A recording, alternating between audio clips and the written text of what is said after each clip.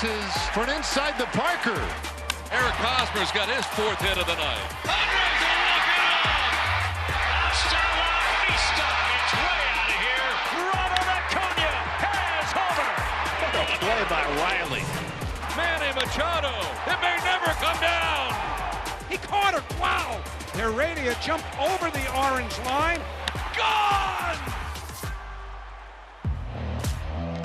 Well, this will be an absolute battle. The NL East and NL West facing off, the first of a 3-game weekend series in Atlanta. Braves hosting the San Diego Padres, and again, becoming some cannot miss. The temps are heating up, and the offense around the league is heating up as well. Ryan Christensen, a reminder here, the bench coach for the Padres. He came over from Oakland with Bob Melvin.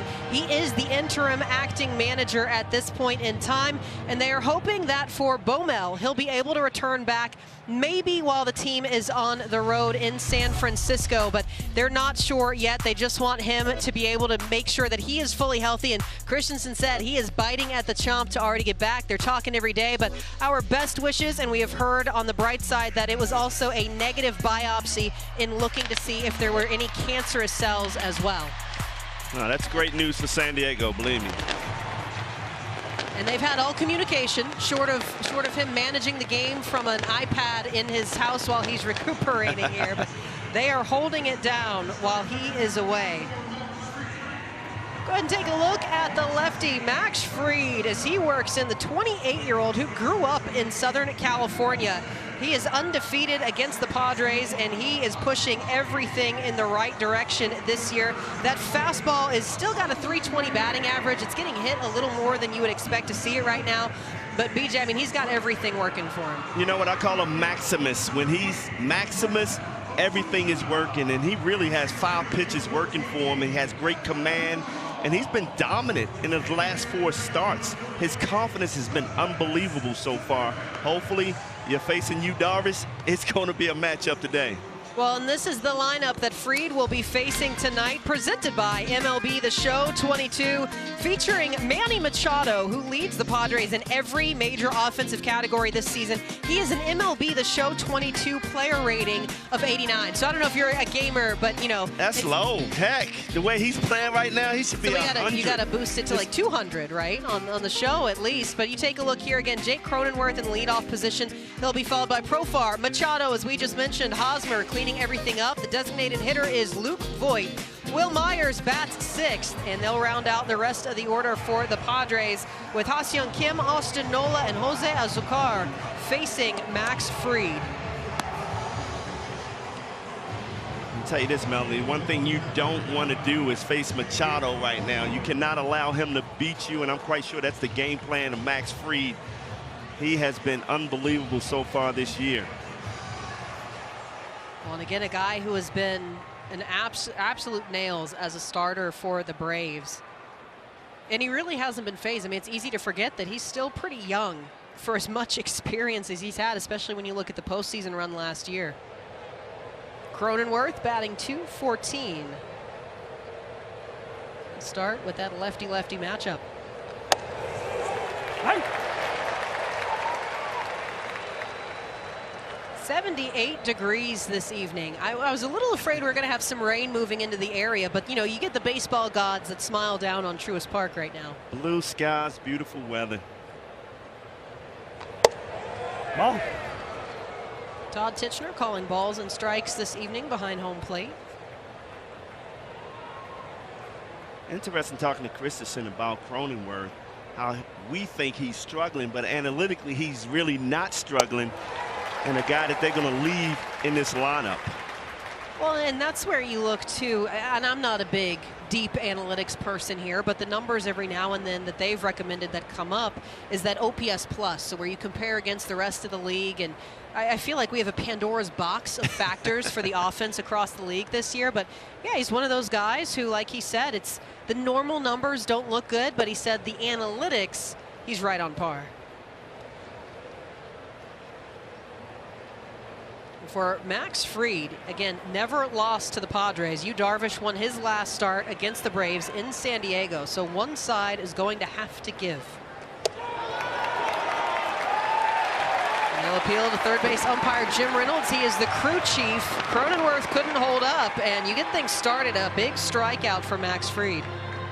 That was just a nasty pitch in. He was trying to hold up on that swing, but this is what Max Fried does to you. He sets you up. He's not afraid to throw in the lefties, which you don't see often, but that's the pitch right there that's really changed Max Fried.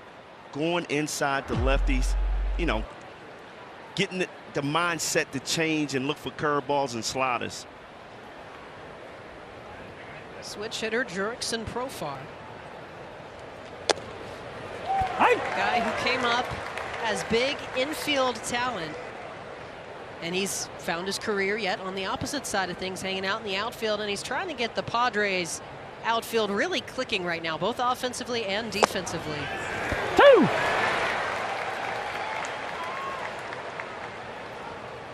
.187 on the season. He does have 5 home runs. Early this year versus the Braves, he really had a pretty good game. I mean, he's a talented player if he can just put it all together. He has the power, he has great speed, he's a good defensive outfielder. And you go back, I mean, that speed was really the big power tool for him that just stood out. That was the reason why, you know, he would get the calling card for a team to pick him up and want to have him as a difference maker on the base paths.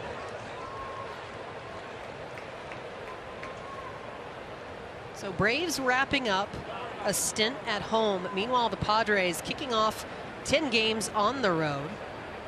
There's Snit.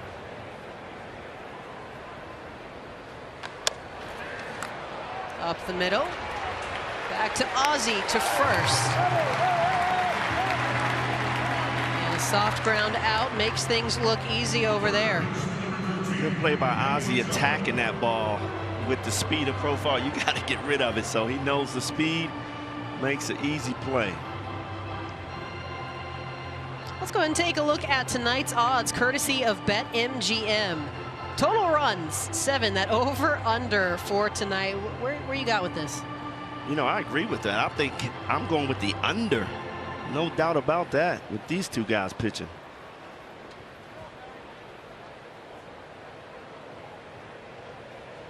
So 2 outs for Machado. And when we tell you that he has put this Padres lineup to start on his back for the season, my goodness.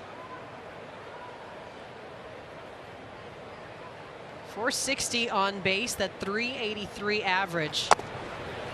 Hi. And again, the next one, Miguel Cabrera eclipses those 3,000 hits, and they start to say, well, it's going to be a long time before anybody else does it, but who might be next? Exactly. He was the first name. Take a look there as well, that 21-game on-base streak for Machado. 418 versus off-speed pitches. He slams this one back to third. Riley with the dive, and he beats it to first. A little bouncing ground ball. Excellent play. This is the Gold Glove third baseman too, Riley. Just continues to get better, works really hard defensively. Excellent play, man. Riley quick on his feet. Braves coming to bat next. You are watching Friday Night Baseball.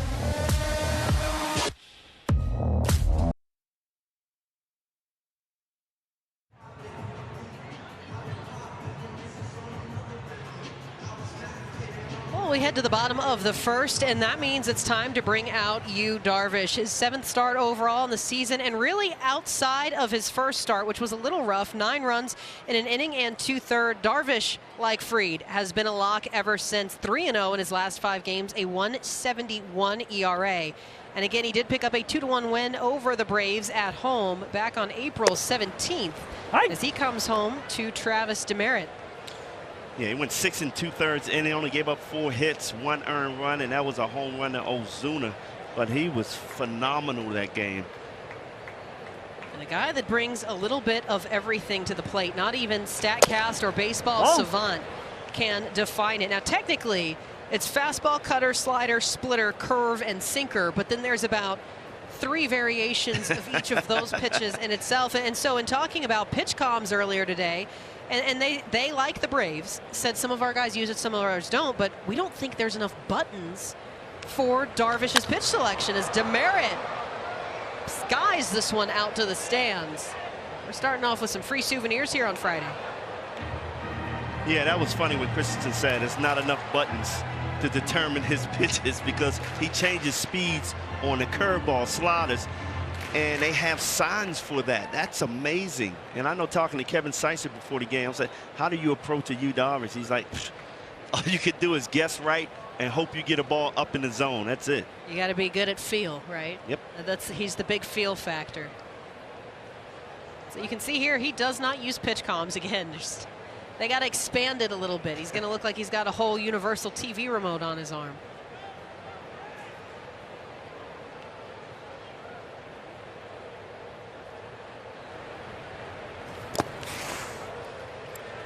How about Travis Demeritte, hometown boy, getting the opportunity to play, and he's been a pleasant surprise for the Braves.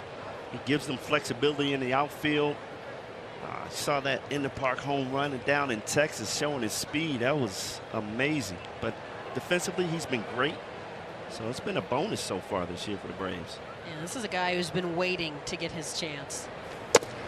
Well, 1 for 3, that 2-run shot against the Red Sox earlier this week. Both teams had the day off yesterday. So everybody is fully available on both ends this afternoon. But claimed off of waivers from the Tigers last February. Had parts of 2 seasons with Detroit. But it really wasn't until last year that things started to make a difference for him, and he'll pick up a free pass. Let's go ahead and take a look at the starting lineups for Brian Snitker's Braves here. You just saw Travis Demeritte, as our lineups are presented by MLB The Show 22.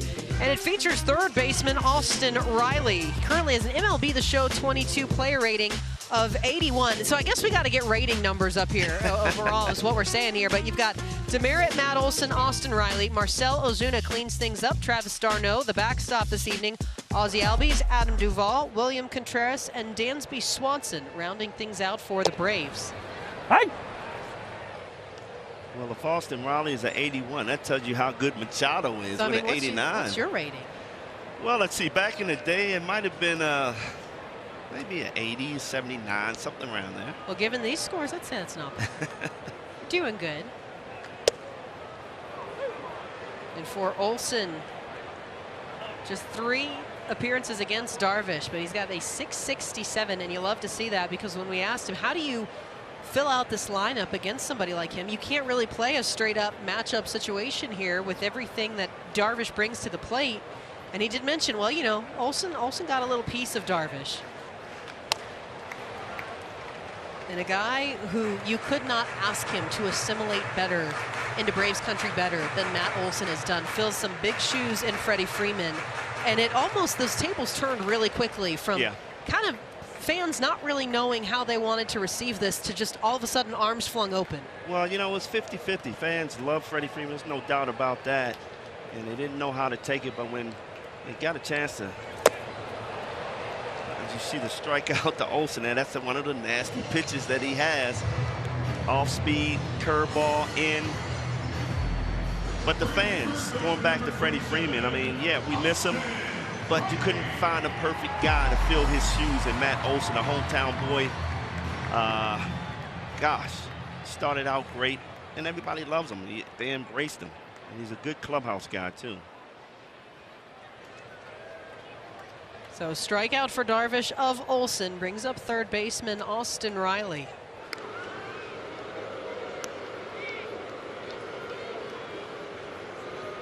No stolen bases for Travis Demeritte yet, but still keeping a close eye on him.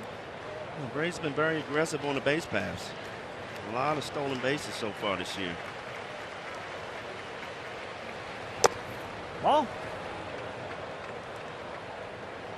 Riley has driven in 14 this year. Had a 1 for 3 day Wednesday.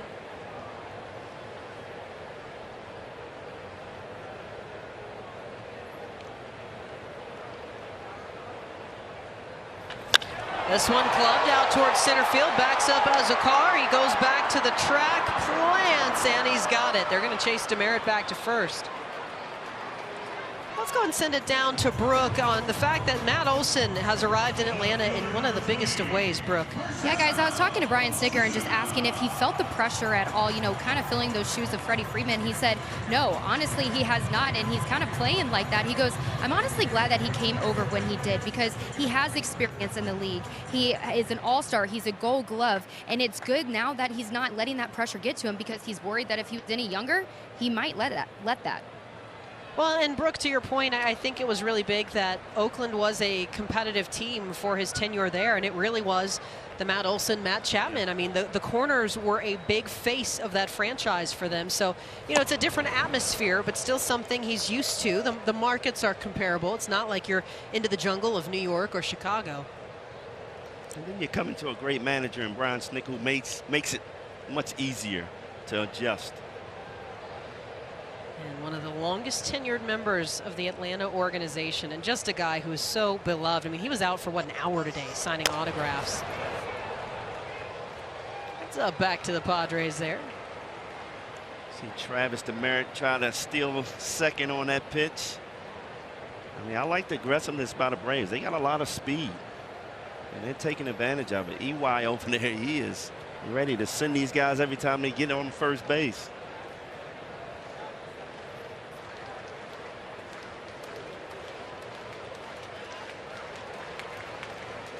Ozuna trying to get himself going.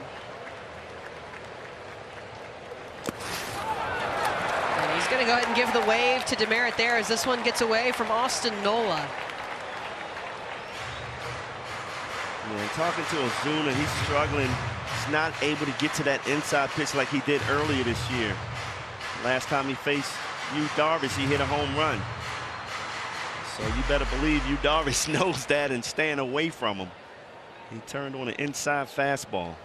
He's seen Darvish more than anybody else. 313 in 16 appearances.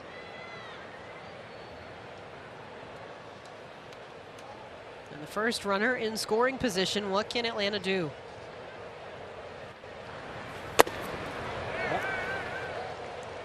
He's got some active feet there at the plate. You know what? And that's when he's at his best. When he's moving his feet a lot and, you know, his timing is off a little bit. I love when he gets so animated to try to get that timing back. He's making Juan Soto look like he stands still.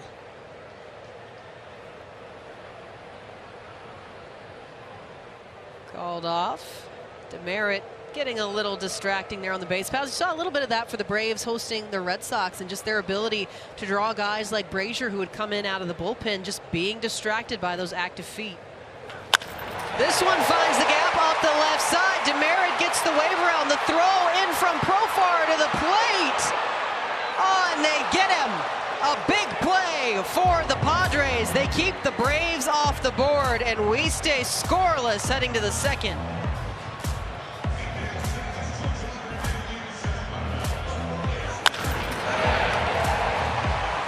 Great job by Profar attacking the ball, and he throws a strike home to get DeMeritt. Wow.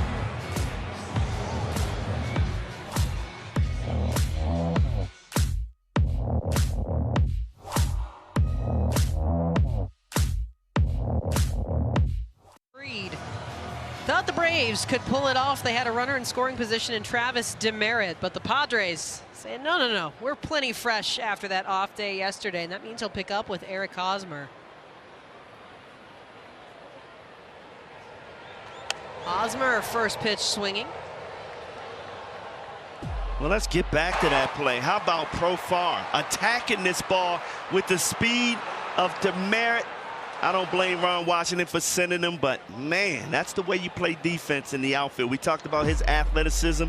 He made it happen. His 6th outfield assist of the year. It ties him with Miles Straw for the league lead. Just incredible. I mean, we're pretty fresh into the season still, and again, this was a moment where Profar really wants to stand up for that Padres outfield.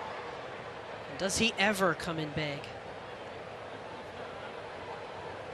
Hosmer in the middle of his 8-year deal with the Padres and is finding really new life this year for the first time. Came over from the Royals, and he had always had a pretty decent bat and just got so bogged down, a little confused with analytics, got away from himself.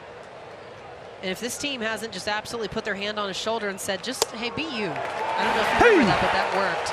And Max Fried getting it working there. He freezes Hosmer.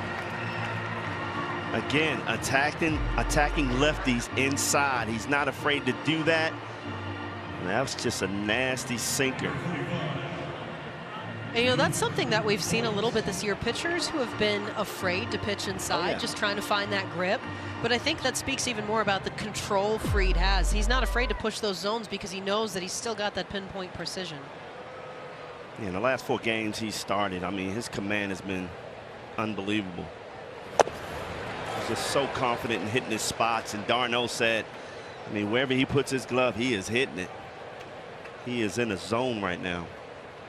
Another guy trying to get there. He came back with a big 2-home-run night for San Diego 2 nights ago. Luke Voit, career slugging .515. He is probably the perfect model of analytical hitting. He just lifts that leg up and he is going to launch.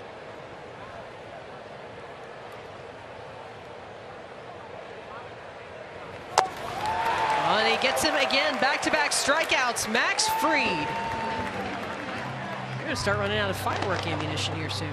Again, I like what I see out of Max. He's staying inside on righties and lefties. Here's a nasty slider. Down and in. Voit had no chances of hitting that. So on 3 pitches to Voit, what can he do facing Will Myers, another guy who's really started to click things as of lately. Coming back, a much welcomed addition. Take a look at San Diego. These guys are starting to get healthy. You know, not just their rotation, but guys like Will Myers coming back. Voit, who was on his shelf for a little bit. And that seems to be the key. I don't think anybody really had to deal with it as much as the White Sox and just the absolute loss they had, as their IL was almost longer than what their roster had been. But yeah, the Padres, that was where they ran out of steam last year. You know, since 2020, they've been those postseason contenders that just couldn't get it there. Well, with all the great moves that they made last year, you know, guys just, you know, were unhealthy. And, you know, that's just a tough break because they were playing great baseball early in the season. Robinson Cano, again, just joined the team today. Man, he was all smiles at BP. He just said, I feel great. So put in the air out to right, brings in Demerit. Oh, just about falls over, but he has got it all wrapped up. Another tidy inning for Max Fried. You're watching Friday Night Baseball.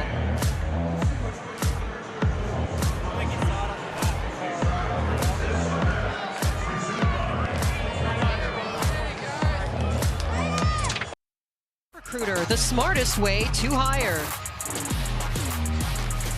And sponsored in part by Adobe, the official creativity partner of Major League Baseball. Express your fandom with Adobe Creative Cloud Express. And by the Eat Fresh Refresh at Subway. Melanie Newman, Brian Jordan, Brooke Fletcher here with you this evening. A perfect night for Padres and Braves. Scoreless, and the Braves looking to get a little more going here as Travis d'Arnaud stands in. He's looking for his first hit off of Darvish. 294 on the year. d'Arnaud is healthy this year and swinging a really good bat. Spraying the ball all over the field. And, you know, as you take a look at the shift, do you ban it? Do you keep it? And that was kind of what everybody kept going back to, was remembering that you can still hit up the middle. You know, remembering to find those gaps and be mindful that, you know, especially for a guy who gets into a pull rut, you're not limiting yourself. Well, you look at the way they're playing d'Arnaud, because they know d'Arnaud sprays the ball all over the field, so you don't see the normal pull defense.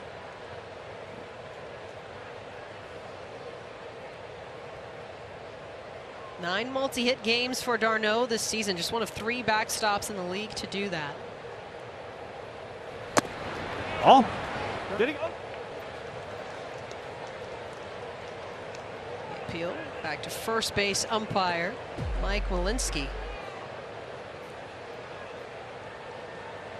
Did a good job holding back there.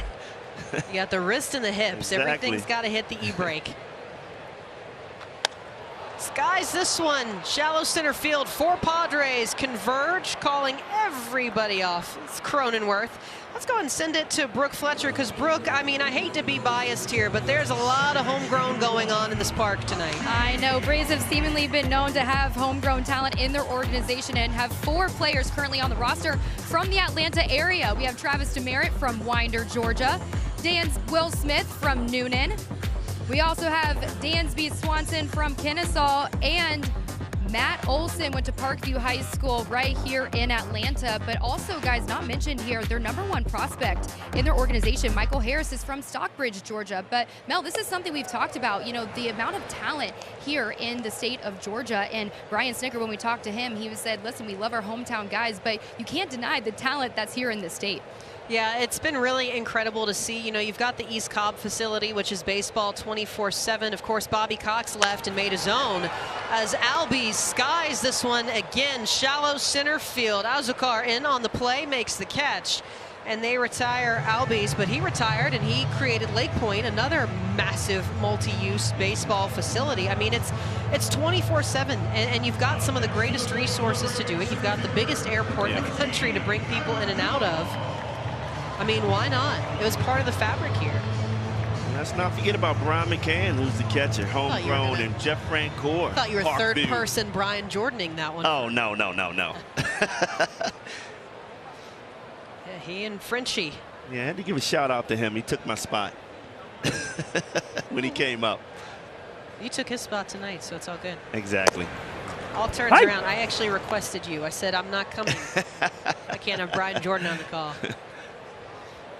Adam Duvall, center fielder, returning for his second stint in Atlanta. And another guy that just really seemed to be embraced by the fans so easily, and so it was almost a no-brainer to bring him back. He's scuffling right now, though. Started this season. Drive out to right. Myers on the run. And Padres wrapping it all up in the air after 2. We stay scoreless. This is Friday Night Baseball on Apple TV+. Well, Yu Darvish on the mound today, but you can't overlook Sean Manaea, the 34th overall pick by Kansas City back in 2013, part of the Ben Zobrist trade in 15. Had that big 2018 no-hitter and traded to the Padres to start the 2022 season, as they have loaded up with starters this year. And, well, we might happen to have him here with us now. We got him on the mic as... Yep, I'm here. We'll let you call the game if you want to, Sean. I'm not good at that. I mean, I can give some good, what is it when Migos does? The ad-libs. I'm good ad-libber. Also, I just wanted to let it be known that Blake Snell says hi to everyone. Thank you. Oh, thank you. Clubhouse Insight coming in off the mic already as Ha-Seong Kim facing Max Fried, the shortstop. Batting 200 this year, and again, Manaea mic'd up. I gotta say, we've had you mic'd up twice on some games that I've had, and you might have the golden mic out of all the players we've given this chance to. No. I don't know about that. Oh, Hassa! Let's go! Base hit into left Kaja! field. Kaja! That's Korean for let's go, or so I've been told. So I love the education there. Yes, hopefully I said that right. And a single. The first hit starts with Manaea mic'd up. I mean, this just shouldn't be a shock to us right now. You know we can see you too, by the way, Sean. Who's got the best flow in that clubhouse? Best flow? I got to go to mi hermano Jorge Alfaro. Yeah, I'd definitely say him. He's got the flow plus the color. I just got black hair. He's got a little more pizzazz to him, so I'm gonna go him. Austin Nola stands in backstop this evening for the Padres, as we've heard that Darvish really comfortable using any of their catchers this year. He's worked with both, but Nola getting the nod this evening. Sean, for you, how special is it that you get to come over with Bob Melvin into this group and a couple other familiar guys? It's incredible. Bob Melvin, is the only manager I've ever known. Not ever known, but in the big leagues. And, having a familiar face like that, and then, Rhino's been been a manager for me in the past, and came up a few years ago too. So having those two guys out here and, just being able to have that comfortability. Is that a word? That is a word. having that is great. So how's your transition been, man, from Oakland over here to San Diego? It's been amazing. You know, I remember, you know, I got traded in 15. Yeah, let's go! Austin Nola, Yeah. they are targeting left field. Attaboy! Yeah, baby! Helmet off for Ha-Seong Kim as he is wheels for that Nola double. Ever since they mic'd Speedy you up, boy. you're bringing them some good luck, I tell you. Let's do this the rest of the game. Backup third base coach Manaya over here on the steps. Nice. But yeah, so I've been traded before, and yeah, that was hard, and yeah, I learned a lot of things coming from that trade. You know, it's kind of like switching schools in a way. You know, you leave all your old friends back there, and you know, got to make new ones, make new memories. So, you know, just going in with that mindset has been great, and you know, the boys have been awesome, and yeah, starting off the year hot. So it's been great hanging around with everyone. How's it been to be a starting pitcher and have Machado over there at third base for you? Yeah, obviously I've seen Manny play a bunch of times. Played against him a couple times. He actually almost took my leg off last year, so yeah, I didn't want to bring that up, but here we are. But yeah, seeing him on a daily basis is incredible. You know, the defense is always there, and just seeing how smooth and slow the game goes for him is very incredible to watch. And then obviously the hitting is next level. You know, he's the man. It was a joke. Man. Yeah. We're all about the dad jokes. I know we don't know Yeah. that about each other, but we're big time subscribers to them up here. Nice. You know, you mentioned Blake Snell coming back earlier. I mean, what's it just like to roll so deep with this rotation? It's incredible. You know, I'm glad to get to be a part of this. You know, I think you know, as the season goes on, you know, there's no reason that we could be, you know, one of the best rotations in baseball. So just the depth that we have, the guys that we have, and you know, everything that everybody brings to the table is fun to watch on a daily basis for sure. Sean, who in the clubhouse keeps everybody loose? Besides yourself. Let's see. Oh, that's something. We can definitely work with that. We can work with that. We can work with that. Oh. Duval with the catch, runner's tag, and a sacrifice Yeah, the boy. fly. Very Jose nice. Runs are so much fun. Except when you give them up, then they're the worst.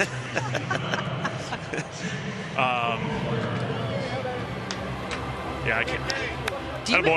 Do you miss hitting at all? The most. You know, it's pretty sad that, you know, I finally come to a National League team and just can't hit. You know, it's unfortunate. You know, I may not be the best hitter, but nothing like it. Getting out there and getting a hit. You know, no one's expecting anything, and you know, to be able to do that is it's crazy. Oh. I mean, of all people, I cannot believe I have a couple hits on the show. Yeah, that's what I got out of that. You got a little more. You got a little more than that. We've got our stats guys here who are all on top of it. Career 214, 2 for 4 last year. That's not bad. Wow, yeah, that's not bad for a pitcher. Off of Cueto, that was cool. You remember it? Yeah. Oh yeah. I mean, I hit a double, so I mean that I get why hitters chase that feeling, you know, of like hitting home runs, because I didn't feel a thing, and that was amazing. Very cool feeling. And I thought pitchers love not hitting anymore.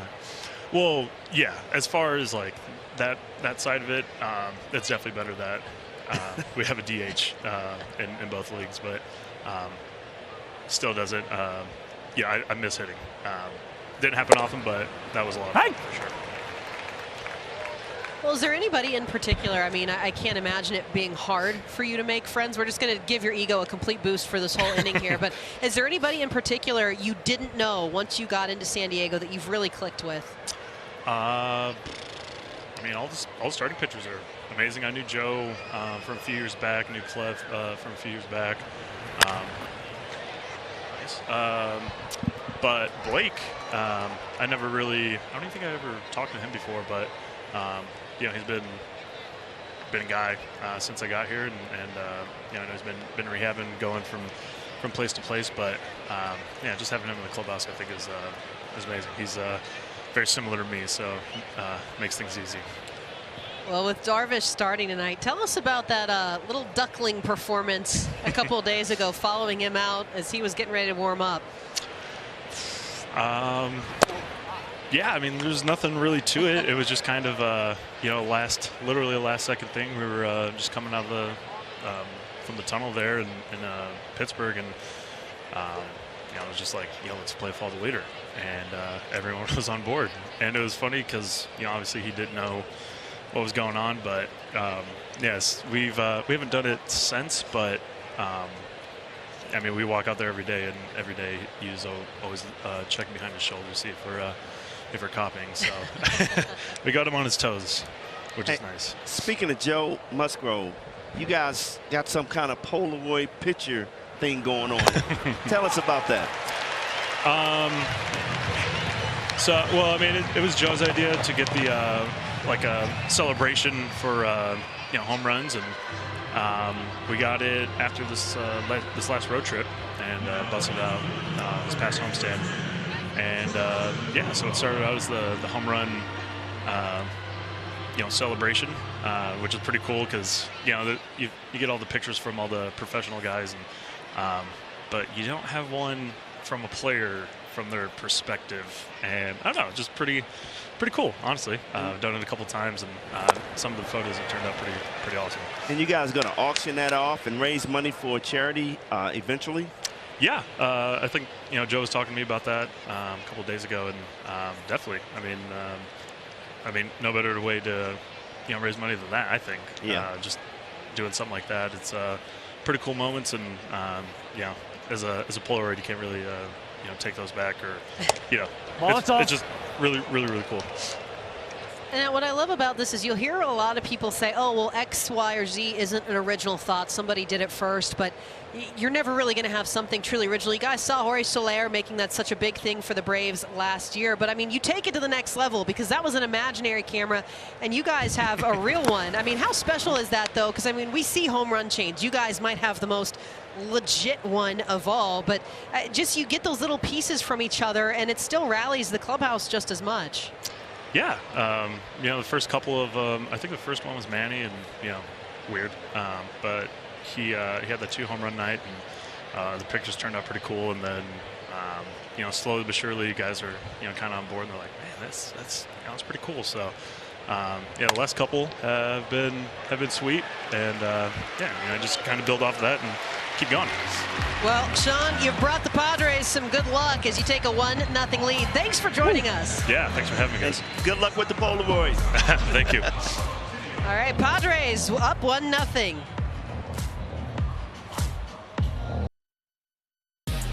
Welcome back to Friday Night Baseball on Apple TV Plus, presented by ZipRecruiter. Melanie Newman alongside Brian Jordan and Brooke Fletcher here at Truist Park in Atlanta, Georgia.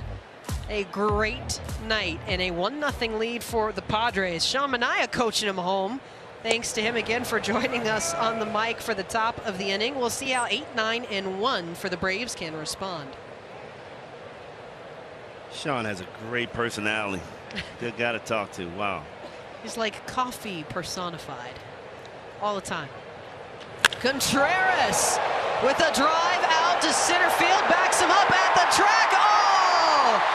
Look out, baseball. He clears the bullpen. William Contreras, his 4th long ball of the season. Just like that, we are tied. And this is exactly why he's in the lineup. This guy possesses some serious power. And Darvish has been dominant against this lineup. Everybody in it, but Contreras, a young guy, don't really know Darvish. Put him in the lineup. Big hit, good start for him. We talk about pace, 62 games for Contreras, 12 home runs. That's pretty tough to argue with. It is. I didn't realize that kid had so much power until I watched him in batting practice the other day. It is unbelievable how much power he has. But he's starting to come into his own, maturing as a catcher, catching defensively. Oh. We talked to Brian Snicker about him, and Brian said he's improved so much from last year, and now he gets an opportunity to play now that Manny Pena had surgery and out for the season. It's on pace, by the way, to have a nice 30-plus home run season if he keeps that up. Dansby Swanson heading back out towards the wall again. Jose Azocar is there, flirting with the wall, but Dansby retired. Let's take a look at Williams' home run. This is a curveball up in the zone, and that's the only way you can hit you. When he makes the mistake up in the zone, you take advantage of him, and man, he hit that ball a long way. Right center field. I call that Oppo Taco. 417 feet for Contreras. And that's the thing, is I've seen a lot of games here at Truist, but those usually land in the bullpens. Yes. You're doing that little extra juice, you get them up there. Darvish with that hitch in the delivery, but up and inside to Demerit.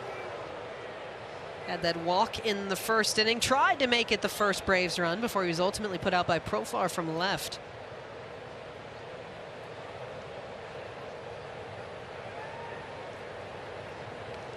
And as Brooke mentioned, grew up in Winder, born in New York, but he's a Georgia kid. Hey!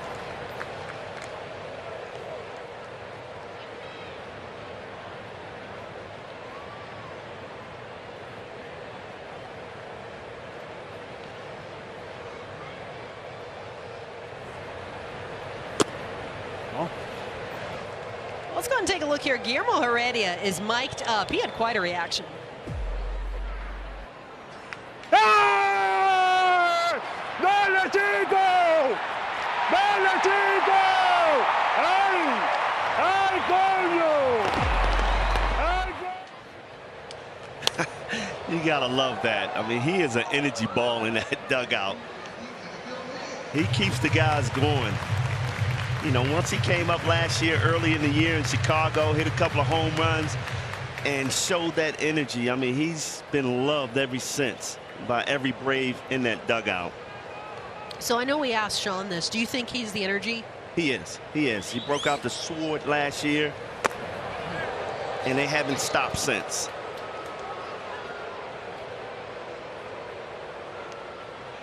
There he is talking to the guys, keeping them all pumped, locked in.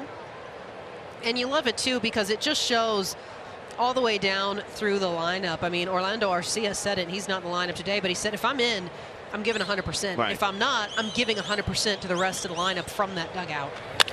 3-2, and a drive into left field for Travis Demerit. He looks up, thinks about second, but I think he's already seen that hit before. Well, now it's time for flashbacks presented by Dairy Queen, and the Padres beating the Braves back in the 1998 NLCS. October 14th, 5-0 in Game 6. They ultimately took the series 4-2. But Trevor Hoffman got Michael Tucker to fly out for Steve Finley. The final out, Padres went on to face the Yankees in the World Series. Tom Glavine outpitched by Sterling Hitchcock in that one. We know that face. There he is, Chipper. One of the best hitters I ever hit behind right there, Chipper Jones. He's gotten to have a hand in some of the hitting instruction going on for the Braves. And, you know, you kind of wondered when he would be able to really come back in. And at some point, he was definitely going to make an impact on the future Braves. Yeah, last year he was a big part of helping these guys through it. One of the assistant hitting coaches last year. Was always at batting practice. But then once the game started, he takes his seat in the VIP section. I mean, how do you turn down that chair? I know. That's a great seat. All the foods you want for free. Oh, my goodness. You bring up the food, you're calling this game with Sean the rest of the way, I'm telling you. Wilson turns into this one. We mentioned, by the way, Tom Glavine pitching in that game. It's his bobblehead tonight as well. We got a couple bobble Toms sitting up here with us.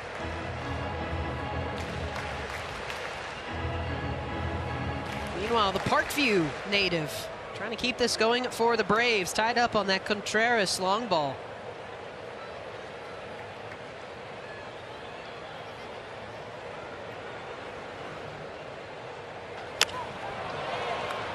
Nelson skies this one out behind second. Arms out wide for Kim. Let's go ahead and take another look here at Guillermo Heredia. He had a lot going on after that home run.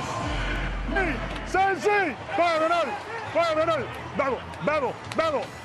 ¡Ay! ¡Dale con el bolo! ¡Hey, Sensi, Sensi! ¡Oh, my God! ¡Oh, my God! Hey, hey, hey, hey, hey, hey. There's the sword. Still got him back.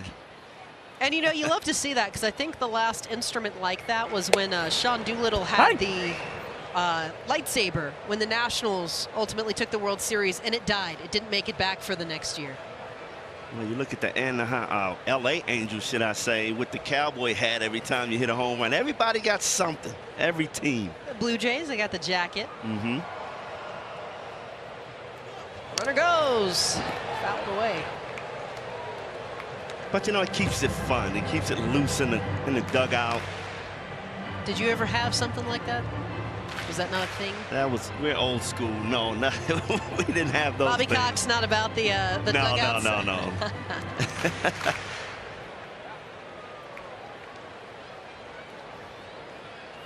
They're looking at there again, that expanded iPad program this year in the dugouts. Watching some of that game back.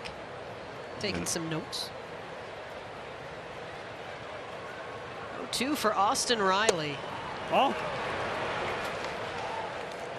Braves need him to get back in sync some kind of way. He has started out the season great, but his timing is just not right. And you just wonder if he's going to get out of it soon. He did get a hit the other day, which was positive, going the other way.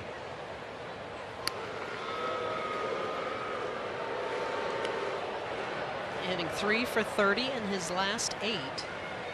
When Austin Riley is going good, he's driving that ball to right center field.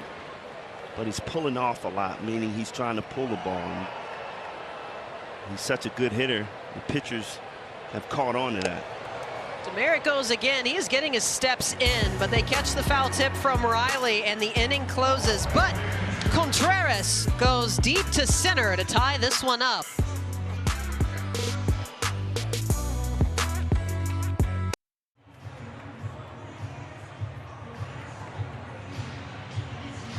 Copyrighted telecast is presented by authority of the Office of the Commissioner of Baseball and may not be reproduced or retransmitted in any form. The accounts and descriptions of this game may not be disseminated without express written consent. Contreras, he's feeling it. Big handshake there from Eric Young. Braves tied this up on a swing from the backstop. Machado heading out towards center field, sends 2 men back. It'll be Adam Duvall. Meanwhile, before the inning, our own Brooke Fletcher got to catch up with Brian Snitker exactly on Contreras and his ability to contribute.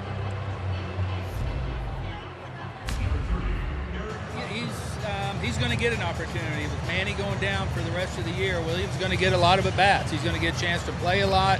Like what we've talked earlier, he's a very tooled-up kid, and as you can see, the opposite field power, obviously.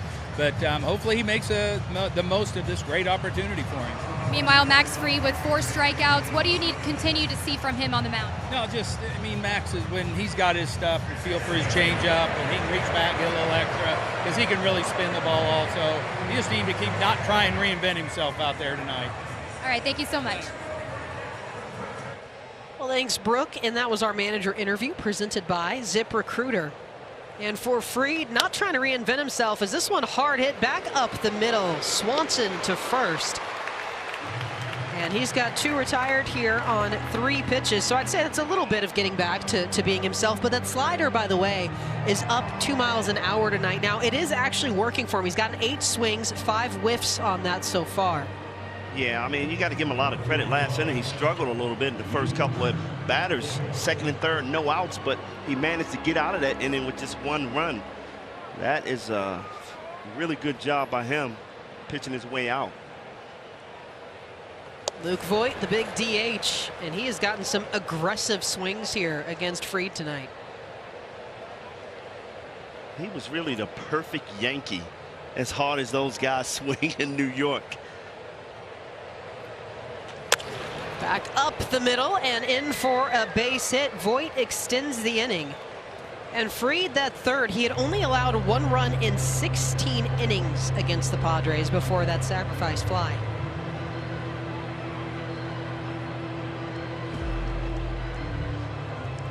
Good job of Hosmer. Slider away. He stayed on it, and he's just so strong off the end of the bat. And they said Voit brings a meathead mentality into that clubhouse. What does that mean? He was a big football player. He has self-described it as being a meathead. He's just grinder. You go all out. You leave it all out there. Of course, you might want somebody like Tatis, as we've mentioned. You don't want him to maybe buy into that philosophy, but he's bringing a little bit of spice.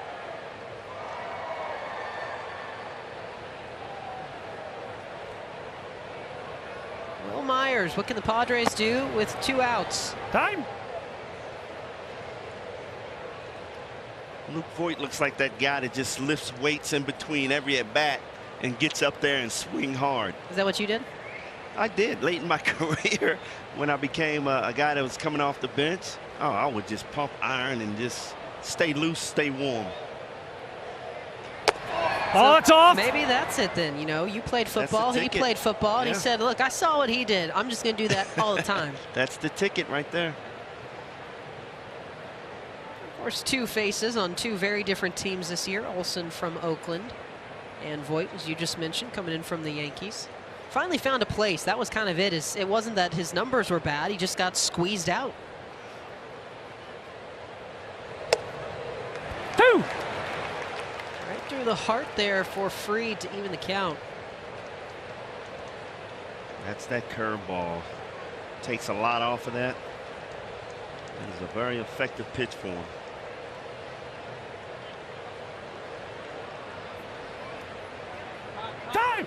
Time called, and we've seen this a little bit more as of late. Now, umpiring overall, the numbers have held pretty steadily, but some late timing calls have kind of gotten some attention this season. As pitchers, it can get a little risky for them to be already into that movement when they're having to put everything on stop.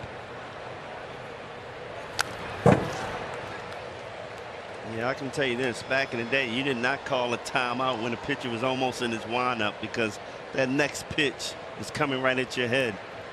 Just imagine calling timeout of Randy Johnson while he's in his windup. Oh, my goodness. That's what happened to the pigeon. Yeah. The pigeon called time. Yes, exactly.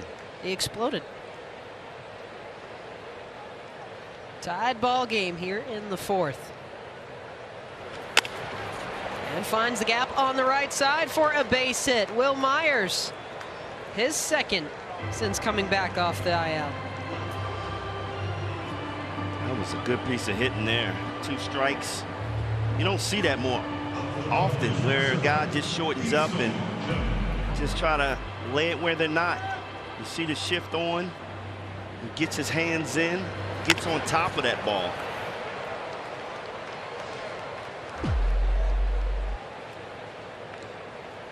So after a quick 2 outs here for Fried in the 4th, bouncing back after he had allowed 2 to lead off the 3rd. What can we do here? He's at 55 after a 20-pitch 3rd inning. Hi. Ha-Seong Kim with the first hit off of Fried.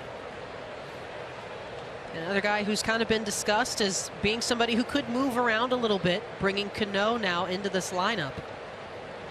They'd like to ultimately keep the DH open for Voit, especially if he can keep up the production they saw 2 nights ago.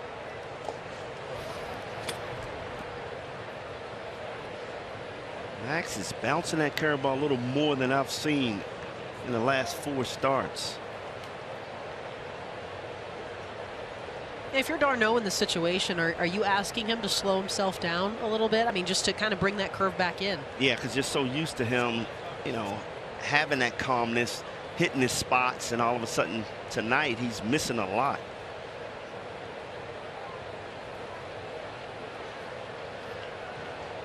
Taking his time here.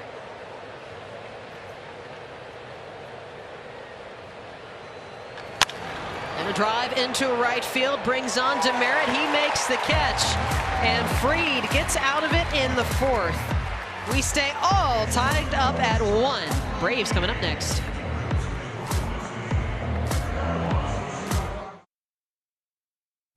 Let's go ahead and take a look at StatCast, powered by Google Cloud. How about Marcell Ozuna? Look at the strike zone there, the red hot spot away. You throw that slot away, he's going to struggle. But if you come inside, look at those line drives. His first at bat, 109.7 miles per hour, the hardest hit ball tonight. We'll take a look back at his first at bat and that swing. Oh my, left that slider up in the zone, inside, middle end. And that's the Ozuna that started the season. A guy who's gotten right back into the clubhouse. And again, we mentioned this. He's seen Darvish more than anybody else. So you obviously put him in the lineup tonight. He's 313 before that single in the first inning. And hopefully Darvish can get his confidence going again. I talked to him and he said he's just struggling on that inside pitch. He's not able to get to it.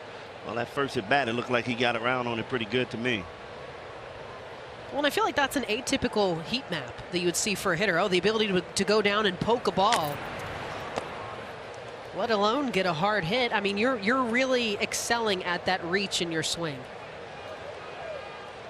And that's why Darvish is so good. He gets you looking away with that slow curveball on the outside corner, and he trying to sneak it in on you. But Ozuna was ready for it. Sacrifice fly for the Padres, a home run for the Braves, and it's all the same. Darvish a little more effective with his pitches this evening than Fried so far.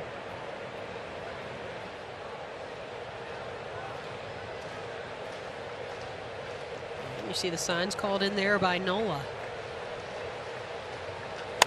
Ozuna hammers this one out to left. Profar circles though in front of his bullpen. He reels this one in. Oh, when that first came off the bat, I thought he got him. You'd think, right? But that's been the discussion this year. Players around the league mentioning the fact that they will see a ball get put in the air that think it has the legs, even if it's clearing the infield, and they're just dovetailing. They're a little squishier this season. Man, look, usually when he takes that swing inside, that ball is way out. And he looks like he's delaying and tossing the bat there for a minute. And look at his face. Oh. I know I hit that ball harder than that.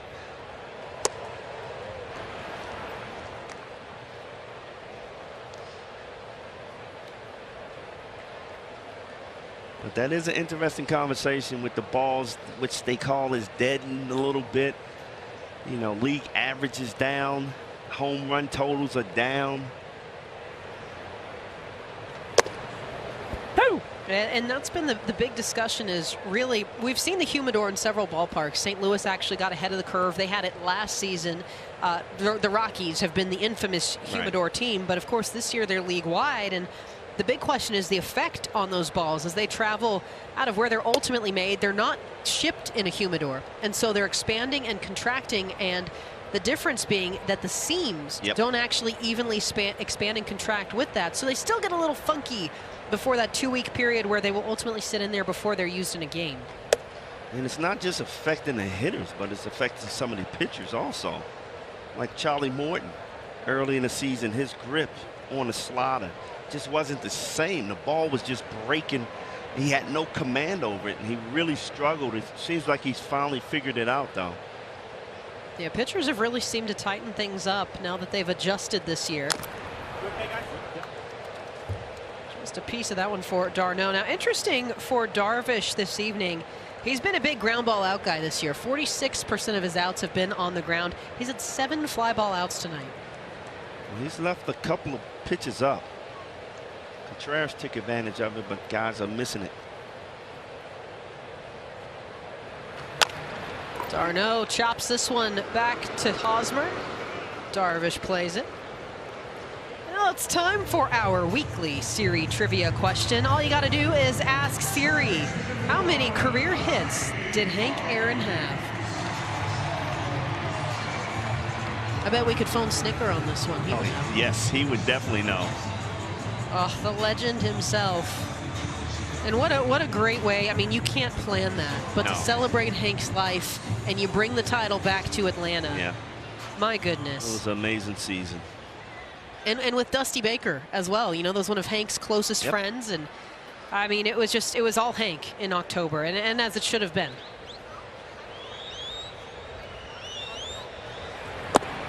Well, did he go? Big shift on Albies. I remember being at Hank's house with Dusty Baker and Ralph Garr. He talking about a great conversation as a young kid, just listening to those guys tell some stories. Oh my goodness. Yeah, he's got certainly a legacy that is not quickly forgotten here or across baseball.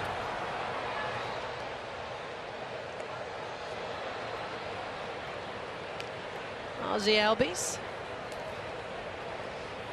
guy who played for Snicker before when they were both in the minor leagues together. He's trying to find himself right now. You see that 22% hard rate hit for him. Yeah, he just hasn't found his groove yet. Yeah, it's dropped 15% this year, and that is among league leaders. Yeah, you watch him when he gets 2 strikes, he kind of just flares at the ball instead of, you know, sticking with it and swinging hard. And that's really gotten him in trouble so far this year. So it's a tiny panic on the 2 strike, not a full. Not full. 2.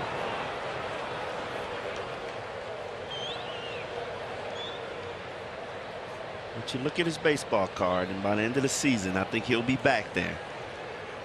He struggled early last year and, you know, really bounced back in the second half of the season.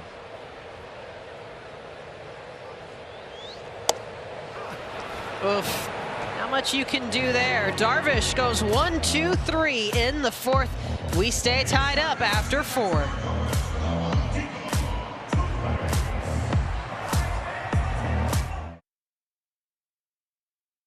To the one spot with all of your favorite free MLB games. Play the hits with Beat the Streak, Quick Pick, and more. Visit MLB.com/play and download MLB Play today.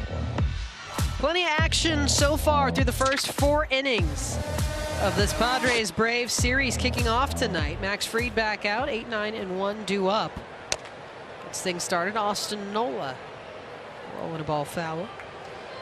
Well, Melanie, we figured it would be a low-scoring game with Fried and Darvish going at it. And it's been all of that so far. It's been incredible to watch the 2 of them. And again, you just get past those first starts. And I know we can't play that perfectly. Well, if you just remove this, then everything looks good. But that's the reality of this situation. Guys kind of got their feet underneath them a little bit. We heard for pitchers that, you know, after that second start, it really did feel like they were in opening day form. And I think the results prove that. Nola with a double in the 3rd. Yeah, I think it was just tough on the whole league with the shortened spring training. You just didn't know how guys are going to react. And we've seen some bad results. We've seen some good results. So Nola with that 47% strikeout probability in your bottom right there. Keep those updated on the fly.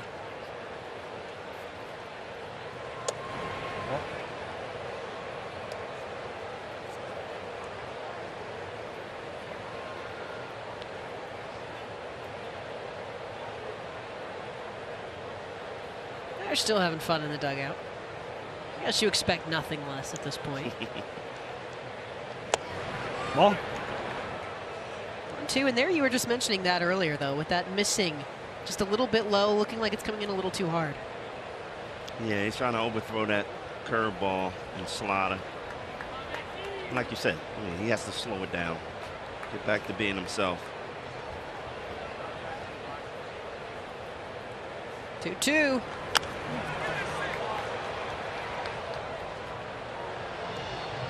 There's another lucky fan with a heads-up catch somewhere down there. You'd hope.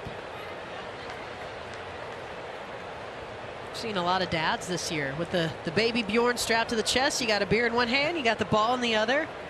Athlete.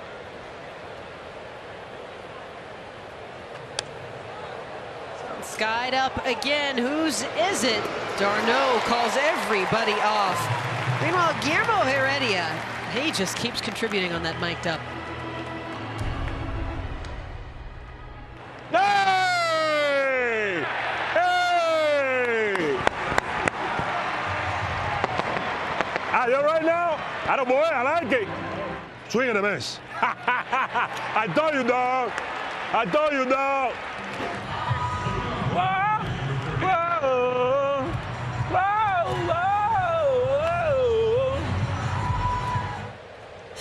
whoa. Doing his best, Kesha. I don't think he's going to get a music contract anytime soon. I think he keeps the day job as a ball player for now. Bunt shown back to Fried and the underhand to first. Azokar retired. Azokar must not know that Fried is a Gold Glove pitcher. You can't bunt that ball by him. Good quick reaction by Max Fried. One of the best fielding pitchers in the game right there. And again, just makes it look so easy. He'll go back to the top with Jake Cronenworth. Top of the order, 0 for 8, and he's got 3 strikeouts in that mix.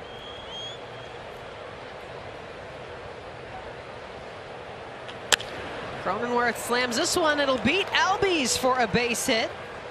And another 2-out knock for the Padres, the second time they've done that.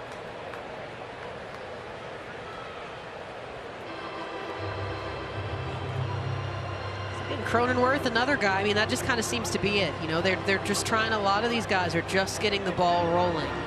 Yeah, that's a really good adjustment by Cronenworth. He wasn't aggressive his first 2 at bats, got himself in trouble.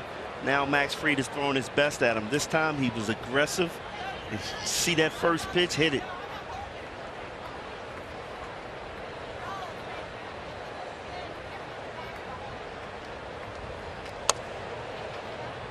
Profar sends that one foul. Yeah, he gets that fastball down in the zone. And he's looking to swing all the way.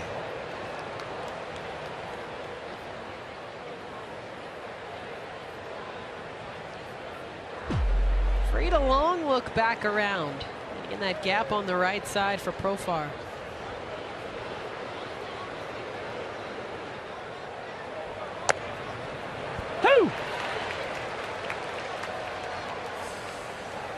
Profar looked like he was guessing on that pitch. Probably looking more off speed and got a fastball.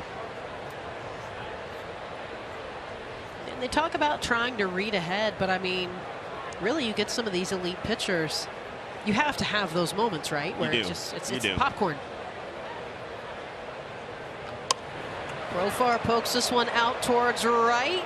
And just down and fair for a base hit. Some slight hesitation, but now the helmet's off as he slides into second. And a double for Profar. Padres threatening runners at second and third. Wow. Again, looking for the off-speed pitch. He's been swinging and missing on that slider curveball away. And that time he just really fought that ball off. Stayed with it. What's Albie saying behind the glove right now? Saying that was a lucky hit. Curveball. Look, that's off the plate. But did a good job staying on it and just putting the ball in play. You know, you got 2 strikes with his speed. He was running out of the box. And now an interesting decision here. They'll go to Eric Hosmer, an intentional walk of Machado after he's ground out and flied out today. Look at his speed, running out of the box. He knows if that ball gets down with his speed, there's no chances of getting him. And just a couple inches inside the line there, but you could see that hesitation at first. A slight break of, does this fall fair? All right, green light. So bases loaded with 2 outs, and they're betting on Hosmer. Well, I think it's a great decision. Lefty on lefty. I know Hosmer's hot, but Max Fried has been in these situations before and able to pitch out of them. And again, the big difference here this year we talked about, he simplified everything. Just go back to who you were. But it was also Bob Melvin bringing him into his office and saying, look, I know you've been a trade chip talk a lot. We're here to put that to bed. We want you here. All my coaches want you here. Your teammates want you here. So just be here. You don't have to worry about hearing your name anymore. And that means the world to a player to hear that. And you see he's just starting to relax and be himself. Looking for his first career hit off of Fried, as you mentioned. Right to go with a lefty on lefty here. That 309 with the bases loaded. Can Fried keep this one all tangled up for the Braves? He'll ask for a new ball. Yeah, although you got the #1 guy in the league in batting average and the #2, you got to take your chances on lefty-lefty here.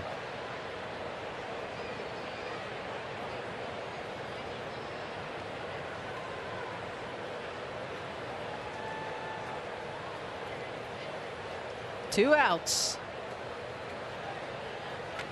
Hosmer. Albies doesn't get this one. One run will score. Coming in behind him is Profar. Machado slides into third. A 2-run single. Eric Hosmer. San Diego gets on top 3-1. That is exactly why Bob Melvin said you are going to be here. Relax, be yourself. Boy, that's clutch hitting right there. Nasty slaughter by Max Fried. He stayed down on it.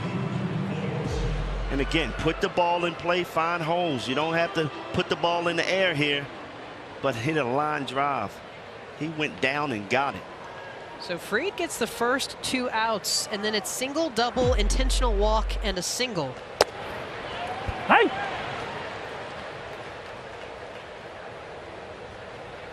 And again, his first hit coming off of Fried. Career 0 for 6, not the most, massive sampling here. He also, by the way, in that streetcar race, passes Manny Machado at the moment for runs driven in. Well, the good thing about him, he embraces those situations. He's going to see it a lot off left-handed pitchers, intentionally walking Machado to get to him. Well. And I remember, here's a replay right here. Going down and getting that slider.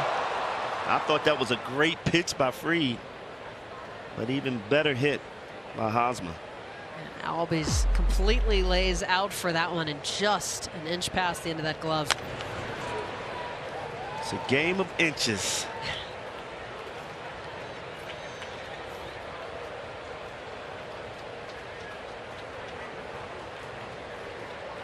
This is a guy I still remember talking to Albies back in the day, and I said, what's your goal? And he said, well, I want to get to the big leagues at least one day before Andrew Jones. It didn't quite work out that way, no. But you love to see that within the same team. Big chase for Luke Voit, and a strikeout ends it, but not before Hosmer puts the Padres on top. We'll see if the Braves bats get back into this one on Friday Night Baseball.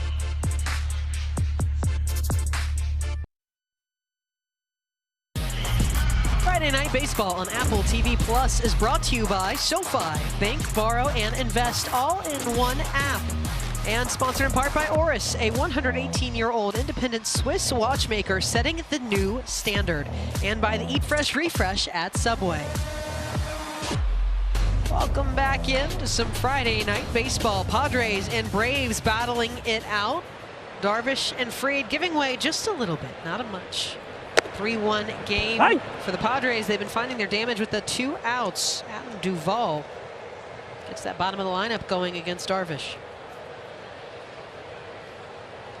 Yeah, San Diego 5 for 11 with 2 outs. That's when they're doing their damage against Fried.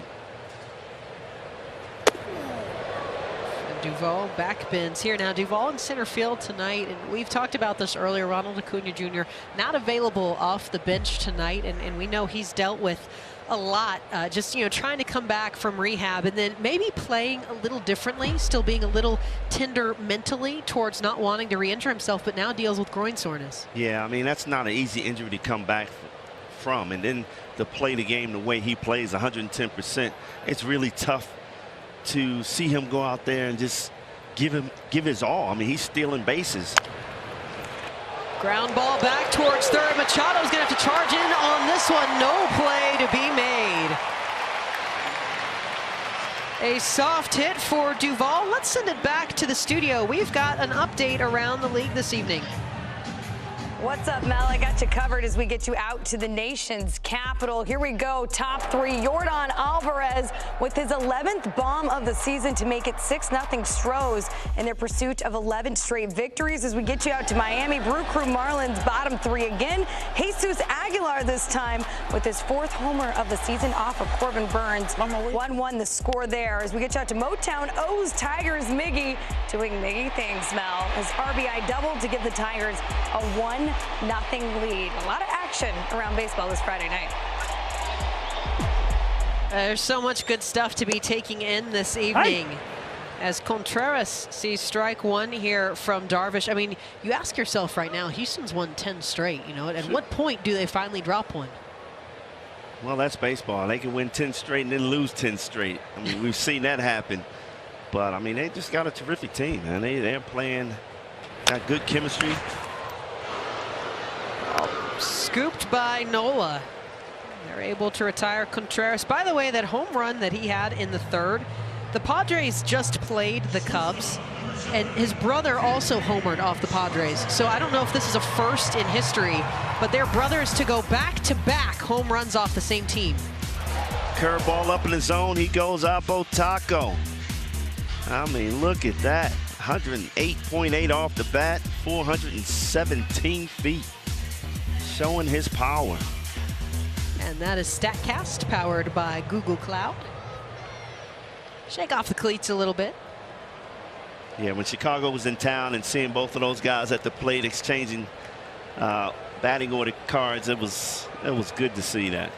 And you love it too, his brother Wilson. I mean, just very emotional, and just, you know, he got teared up, and he said, look, you know, it's been the two of us trying to make it together.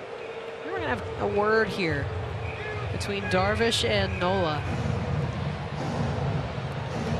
Well, we're going to go ahead and take a look. Our answer to our weekly Siri trivia question: how many career hits did Hank Aaron have? We got your final answer?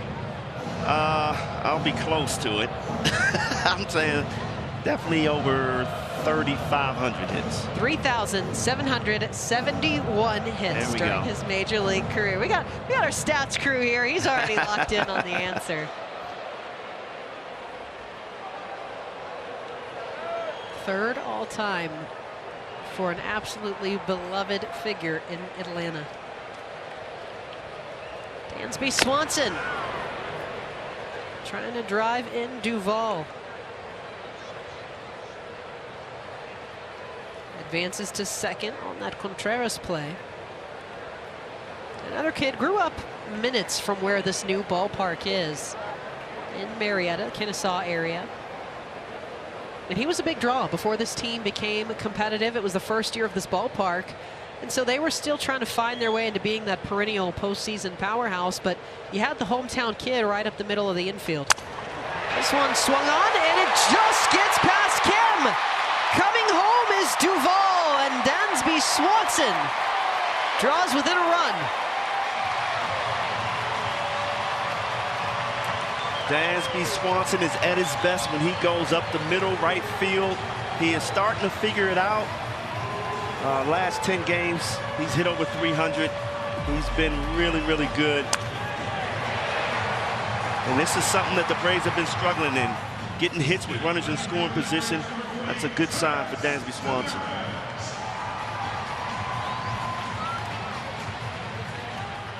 You know, that's, you know, we mentioned this a moment ago, but we got the action that keeps going here. But getting Acuna back and that power that he brings, the ability to drive guys, it's just ridiculous when you look at his numbers. I mean, he's 1st in home runs that exceed 450 feet. He's got 12 of them. Ozuna has 6. 110 off the bat. He's got 32 of them. Freddie Freeman has 8. I mean, he has Bugs Bunny power. I mean, he's been that good. And, you know, the thing about him is just getting him back on the field, getting him comfortable. You know, returning from an ACL is really tough. You know, you focus so much on that knee, that other muscles, you have to catch up.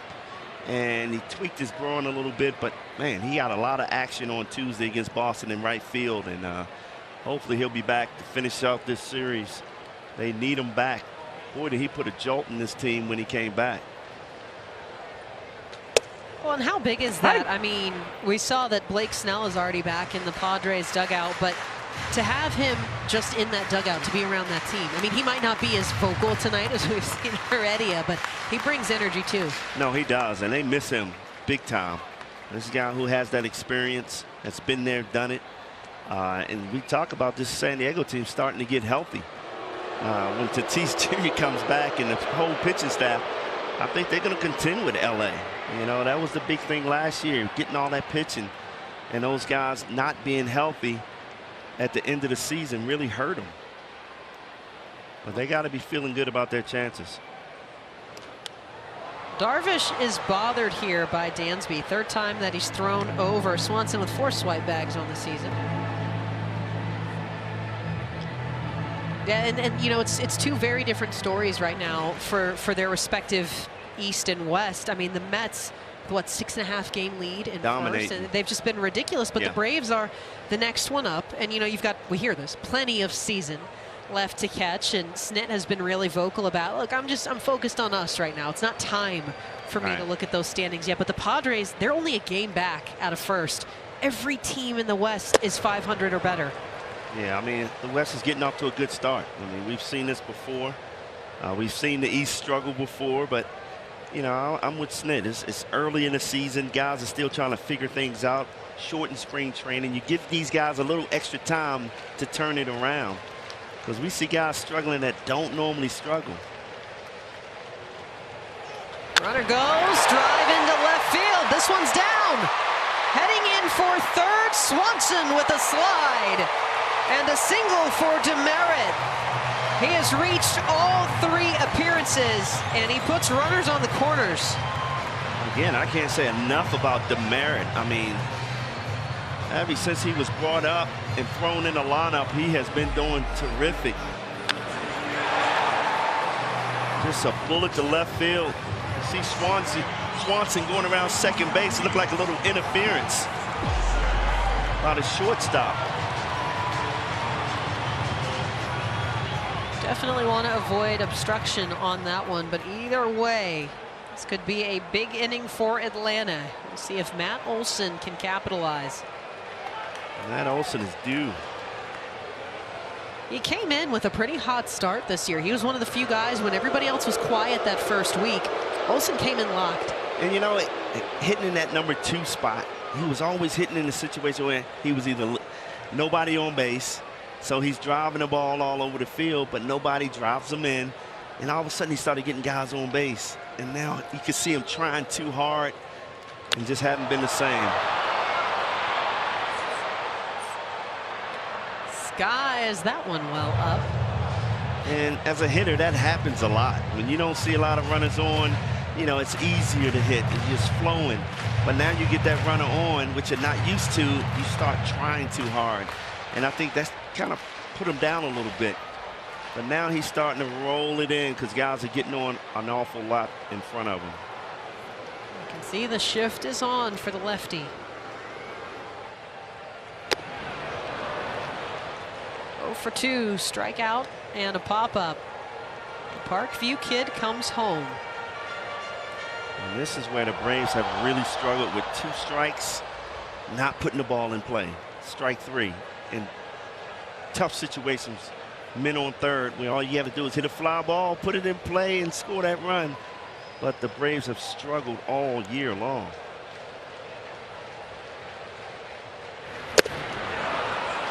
And Darvish wins it out at 97. 3 pitches and a strikeout for Olson. A big second out for Darvish. And that's exactly where the Braves have to be better in situations like this. Man on third, 1 at less than 2 outs.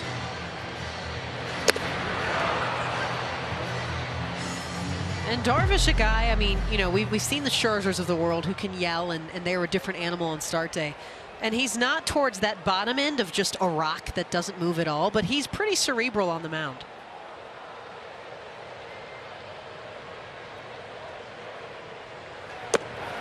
Austin Riley. Darvish falls out of that one a little bit. Now, he does, and we've seen this, he doesn't do it every single pitch, but having that occasional stop in his delivery, what is that like as a hitter? Yeah, you know what? As a hitter, it distracts you a little bit. You know, it messes with your timing. And I remember Nomo back in the day used to do that. And it took me a while before I could get his timing down. Drive into shallow center field. Alzokar charges in on the play, and he's got it. So Darvish gets out of this one, but the Braves with a Swanson RBI are within a run.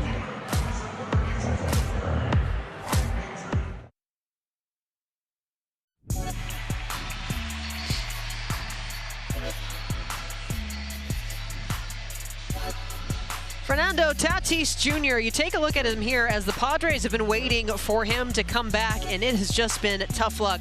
Hamstring, lower back, left shoulder, COVID, left shoulder inflammation again. And Brooke, you got a little bit more on what's going on with one of the Padres' biggest pieces. Yeah, we talked to Ryan Christensen before the game, and he said he's been watching videos of Tatis in Arizona, getting some workouts in, trying to get healthy again, but obviously doing it cautiously and slowly, making sure they're doing it right, getting his strength back, taking ground balls, base running, but he is not hitting yet, but things are looking up, and hopefully he will be back soon, guys. Well, and Brooke, you know, we were just talking about this with Ronald Acuna Jr. These guys might be two very mirror examples of people who just go, they don't even go out 100%. I mean, these are 200% players, but you might start to wonder how much more longevity do you get in your career if you just reel back in that day-to-day a little bit, not a lot. Yeah, it was interesting what Brian Christensen said when I asked him, is it something to think about moving him to the outfield where he's not diving all around as shortstop, making these great plays, but putting himself at risk? And he couldn't answer that question, but it was something that they were thinking about all last year with Tatis Jr. So it might be something in the future. I mean, he's a great athlete. He can play anywhere, but you need him on the field. He is a superstar just like Ronald Acuna. Well, and you saw about 24 games from in the outfield last season, but they even ran into a problem with that because he was going too hard on some of those plays in the outfield. Laser shot out towards center. Adam Duvall backing up, a look up, and it's into the bullpen for Will Myers. His first of the season. And the Padres buy that run right back.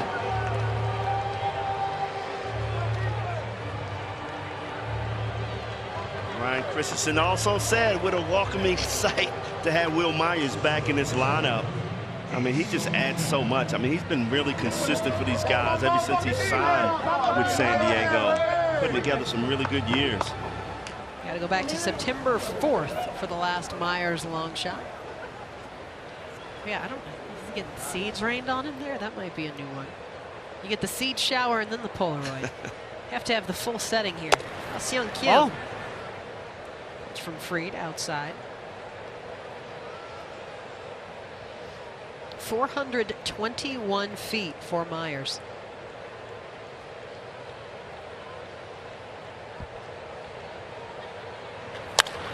And a drive out here for Kim, heading back out towards left. Ozuna at the track. He's got it. Wow, I haven't seen this in a while. Just squaring up on Max Fried, unbelievable. Will Myers stayed back on that pitch, and he barreled it up. Almost into the pond. Manny, hands up. I don't think Fried's very happy about that one. Now, this is something you like to see here, though, from the Braves. Ground ball back up the middle. Oh, and botched by Dansby. Nola will reach safely here. This one just got away. Wow, I haven't seen that in a while. Dansby.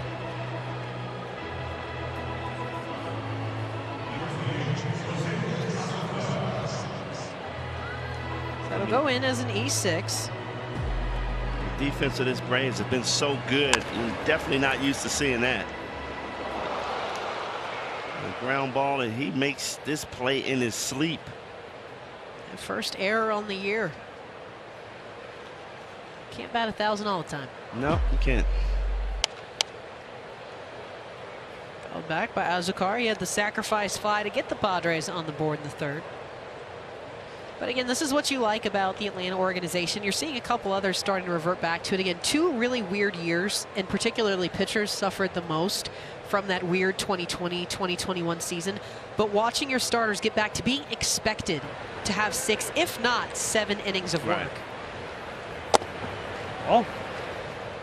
Max does not have his best stuff. It looks like he's just trying to overthrow a lot of his pitches. Really uncharacteristic of him. And you look at that outs above average. Swanson is atop at 7. Fried has given up, meanwhile, a home run in each of his last 4 starts. But yet he has come out successful in all of them. Offense picks him up. This one gets past a diving Swanson. Not much he could do there. Azúcar beats out a single, and he puts 2 men on.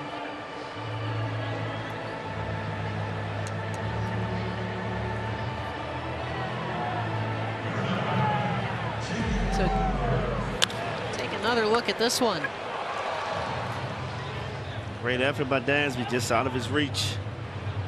And how much do you have to work to wipe that after you have the error and then you have another ball that, you know, you do put it in and it just gets past you? It's not like he laid back on it and just kind of gave it up, but you've got to be able to clean that out while you're still out there. You know, the crazy thing about baseball, when you make that first error, the ball seems to find you the rest of the day. And, you know, he had to be prepared for it, but that was just out of his reach. That ball was hit pretty hard.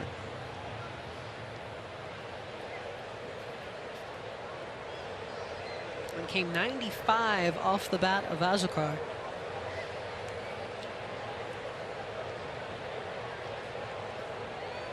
So back to the top with Cronenworth, a 1-for-3 night, 7 for 26 with runners in scoring position. Fried would like to keep it close. Padres looking for a little more insurance. Yeah, the tough thing about that error is, you know, Max Fried's not having his best game. He's a little off, and to give him an extra out, I know Dansby Swanson is kicking himself right now. It's 9 hits, ties for second most in Fried's career. Hey! But this is still what you love to see too, because again, going back to the fact that around you start to see starters 4 or 5 innings and kind of looking into the dugout. You know, hey, I'm done. Can we go to the bullpen? Yeah, not the case here at all. Everything about Fried's body language is, I'm finishing this. This is mine. No, and that's what you want out of your starter. I mean, he has that mentality. He does not want to come out before 6 innings. Works ahead here of Cronenworth.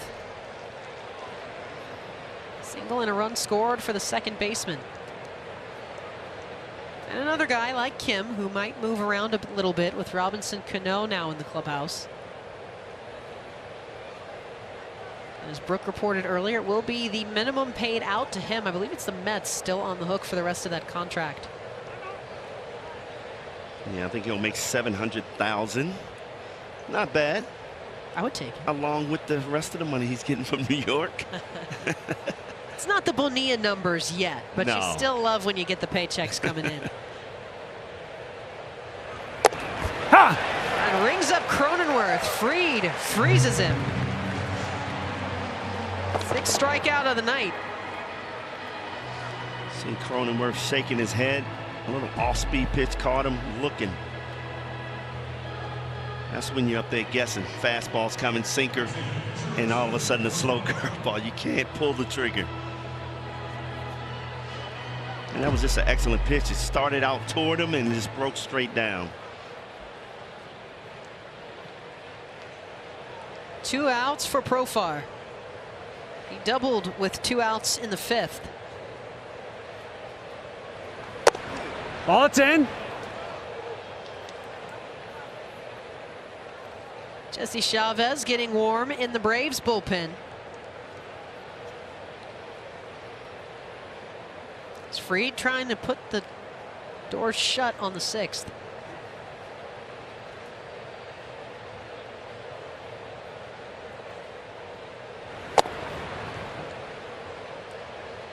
You can kind of see Fried's body language right now. He's getting a little frustrated out there. And that's got to be a fine line, too, because we can all see if a guy lets that frustration boil over a little bit, that velo sometimes ticks up, which you would think to yourself, okay, that's a good thing, but that also means the command goes is back. not there. Yep. Perfect. And he's just been a tick off all night. And you picked it up early, how he was kind of overthrowing that slider 2 miles an hour more than usual. You wouldn't think that makes a difference, but that's a huge difference. Oh. He has missed 3 straight pitches here to Profar. He's at 94 on the night. You do not want to see Manny Machado next. Yeah, I'd think not. I think that 418 off-speed average starts to play in the back of your head a little bit, especially if that curve and that slider aren't where you want them. Ball 4. And it's 4 straight misses to Profar. Fried loses him, and the bases loaded for Manny Machado. So you're not going to get that luxury of the intentional walk here, and we're going to get a mound visit.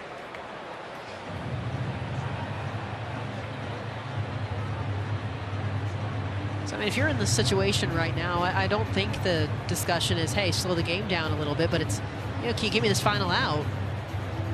Yeah, he's also saying this is probably one of the toughest outs that you're going to get. And Manny, he just embraces these moments because you're sitting there saying you got a struggling pitcher out there. They're leaving him in the ball game. You know he's not going to want to fall behind, so you might see Manny taking a chance early in the count.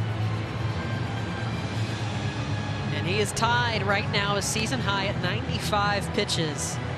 As Rick Kranitz continues to have a word. Oh, there we go. That's my speed right there. Put me in these cages. I might get a walk. This kid's doing better than I am. They've got a great kids zone here. Oh, they do. They do. Really an incredible, one of the newer ballparks in the league. He's got his ankle wrapped up. I mean, this kid is doing it. He's not even 100. The ball is so slow, he got to move way up. Machado, bases loaded, 2 outs. Hi. Fried, pushing 96 right through the zone. If I was a betting man, I thought Machado would be swinging at that one. The 8 other members in the lineup with a hit tonight, except for Machado. He had that intentional walk in the 5th to get to Hosmer, but of course Hosmer pushed in 2. Machado, ground ball, back to 3rd. Riley with the throw to 1st. And they bail out Max Fried. Leave the bases loaded, but San Diego takes one back. The Will Myers shot. They lead it 4-2.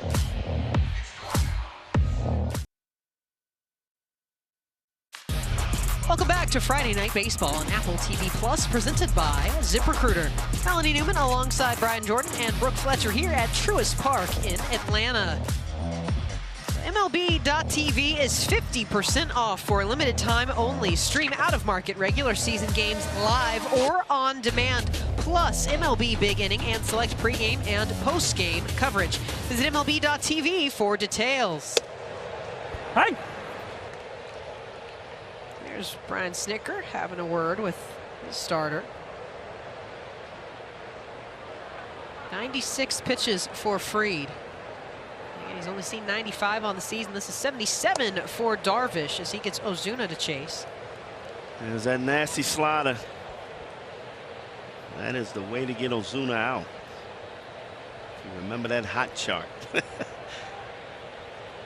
It's still just ridiculous.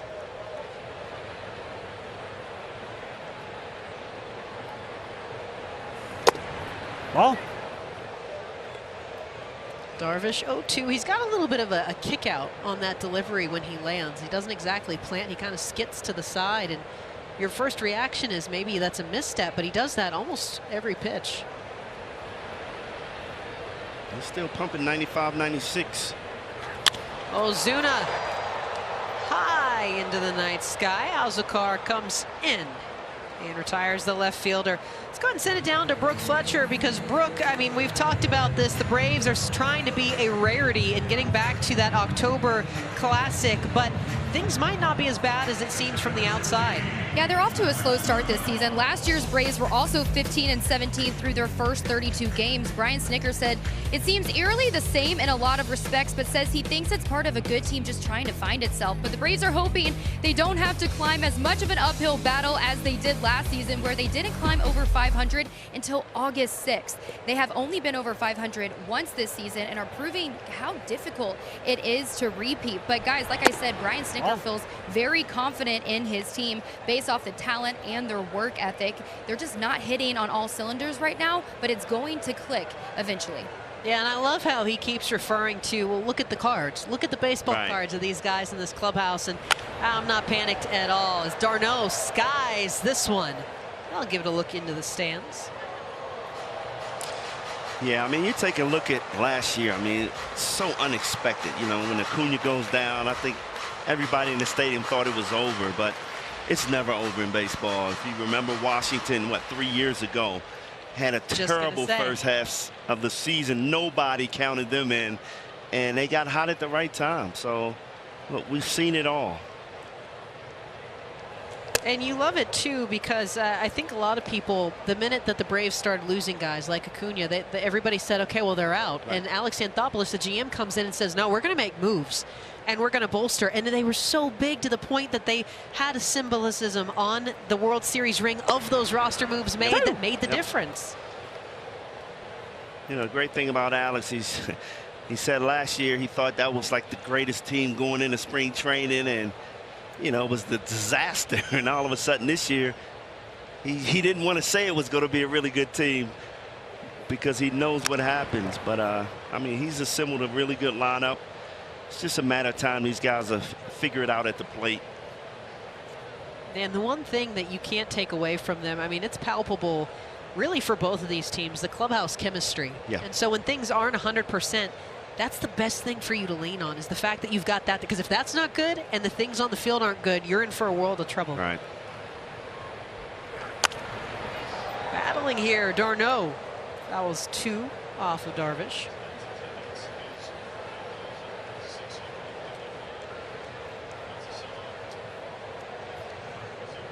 Sellout crowd tonight here in the suburbs. This ballpark has flourished since it moved here.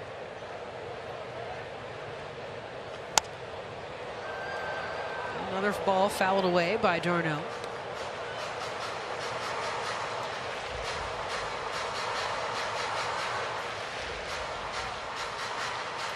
You know, you mentioned the Nationals. I think it's almost their season. That's why there wasn't as much talk about the Braves being that out-of-nowhere team, because the Nationals took being out of nowhere to a different level. They did. They did. But it was still just as impressive for Atlanta. 8th pitch from Darvish. Take it. People forget about Strasburg, how good he's been, because he's been injured the last couple of years. Him and Scherzer just really dominated through the playoffs that year. And Dave Martinez, my former teammate. I mean, it was an incredible season for those guys. And maybe the ones that are still looking for that full-on parade. Atlanta had theirs. 3-2. And another foul ball. Just the 3rd full count this evening for Darvish. And again, just two that are trying to get back. The Padres really, I think that splash zone for them of being contenders was 2020. And really nobody's looked back since. And you can sense a little bit of frustration for the fans as they've watched 2 years now. It wasn't enough to make it to that finish line. Back up the middle, Darvish just gets out of the way of this one. Cronenworth to first in time. Heads up. I think that actually hit you, Darvish, because it looked like the ball went a little to the right. And it made it easy for Cronenworth. No. That ball had a lot of spin on it. Jeez. There's your spin rate for you, coming off the bat. You see a little heads up there for Darvish, just looking back. Slow exhale. So after 10 pitches, gets to Ozzie Albies.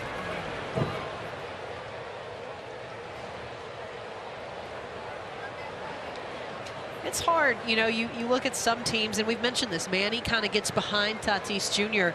Where do you rate, though? I mean, because it really does seem like Atlanta has just as many faces, too. They're not that typical team where it's one guy. No, and this guy right here at the plate has been so good for the Atlanta Braves over the last couple of years.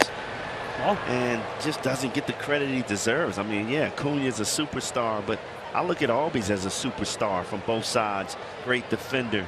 You know, Dansby's been really good, and Austin Riley really stepped into his game last year. So the Braves have a lot of stars, and now to bring Matt Olson over, I mean, this team is stacked. Well, 3 straight misses here to Albies.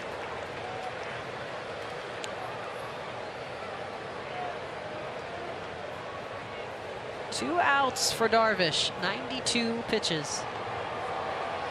And the shift on for the second baseman. Hey!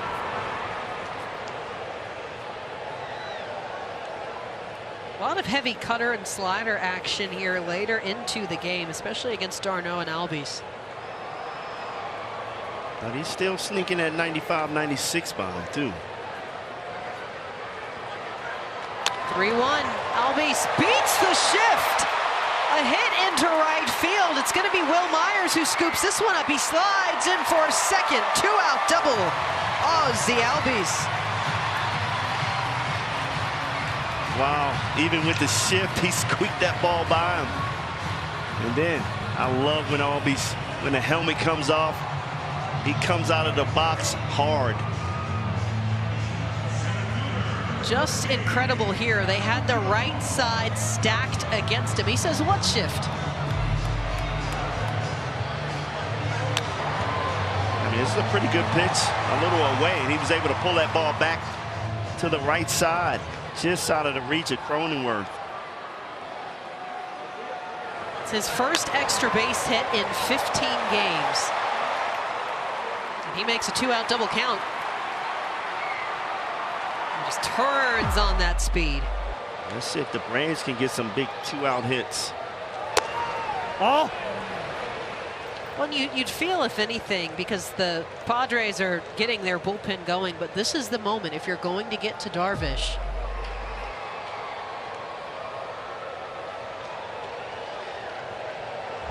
Just off the plate. The ball was coming back. Just not enough. A wave has found its way into Truist Park. Darvish trying to get the final out. Popped up. 3 Padres converge on it. Who's going to have it? Oh, Will Myers! The ball is dropped. Ozzie Albies scores, and the Braves are within a run again.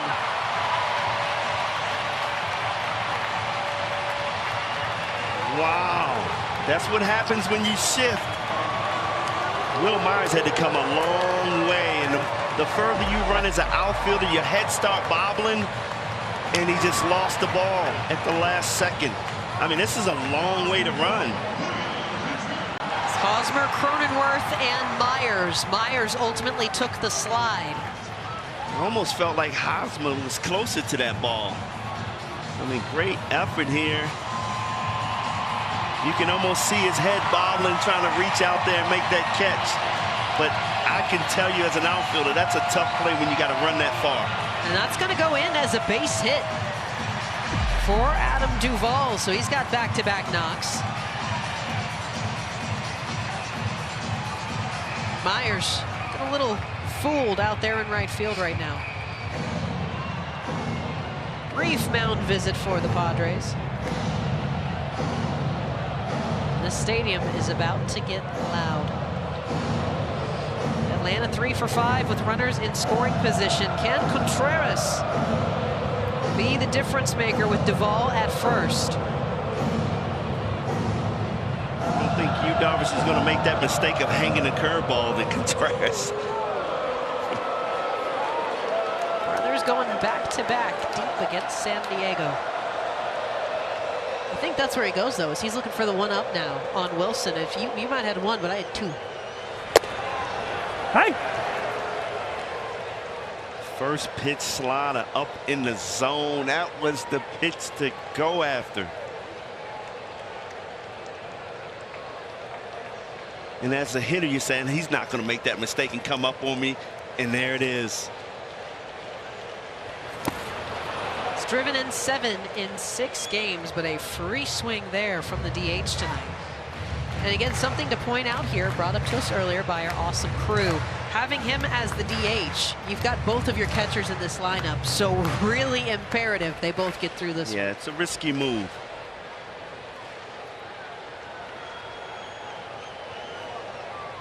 But it was worth it after Contreras goes deep. 0-2,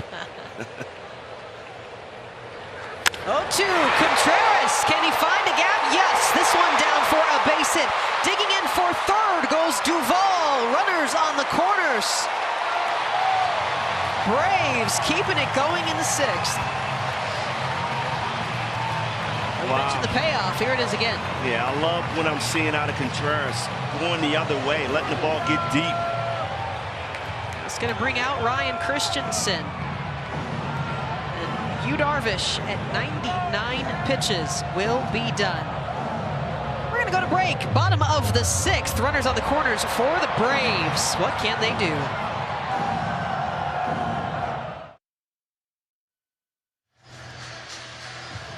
Bring out the cell chop. Lights here at Truist Park, and man, it's a vibe.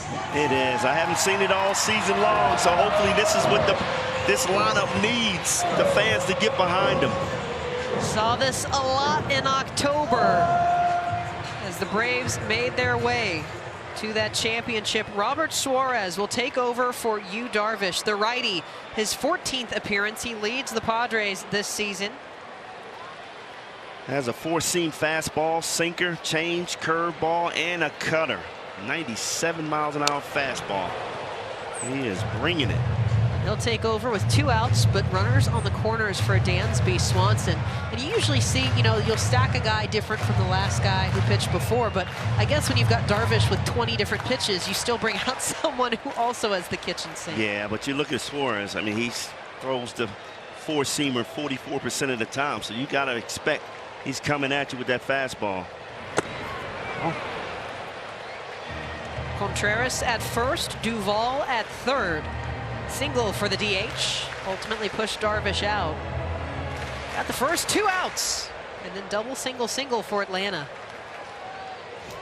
Dansby went up the middle of his last at bat, RBI single. Oh. Let's see if he can stay to the right side and get this run in. Got the shift on. Equal ground ball and fly ball outs for Suarez. Picked up his 3rd hold against the Cubs his last time out. Inning of work. Wow, opponents just hitting 140 against Suarez. Looks like he's trying to overthrow as he comes in a tough situation. Their first time out to Atlanta this year.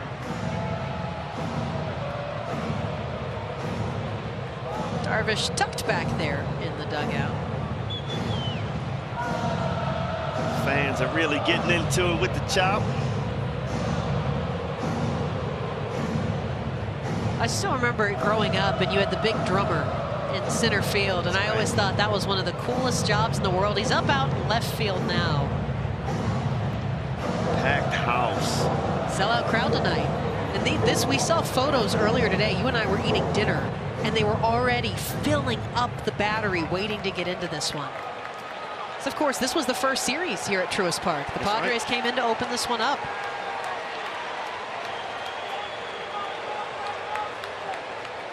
Braves 3 for 5, runners in scoring position. Dansby with just a piece of this one.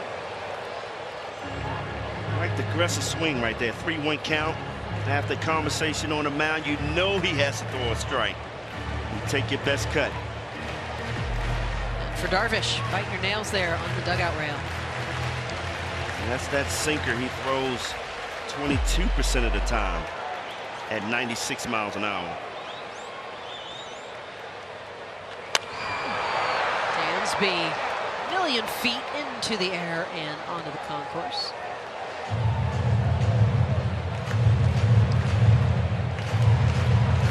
Yeah, he'll really really pushed that sinker in low, kind of aims towards the left a little bit with it, the changeup as well, but he comes back, the fastball and curve straight through the middle, and he'll get you with that cutter in on the right.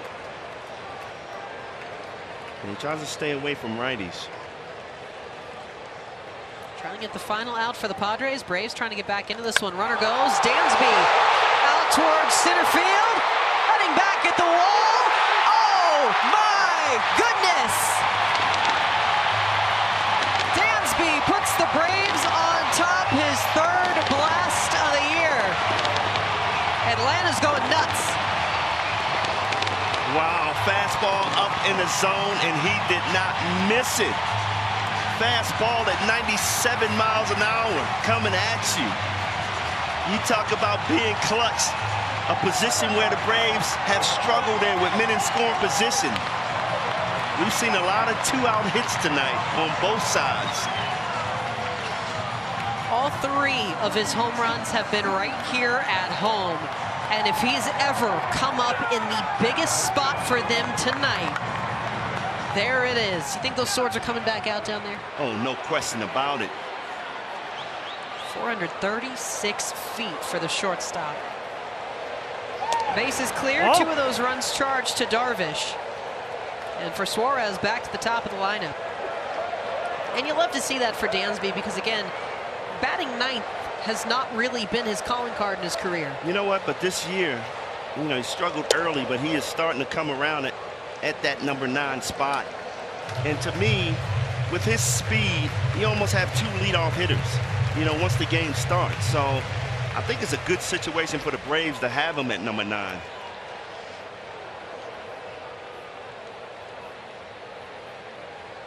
(2-0) to Demerit. 6 through 9 this evening for Atlanta, 7 for 12. Wow, I just said opponents hitting 140 off of Suarez. And what a big 3-run homer by Dansby. Hey.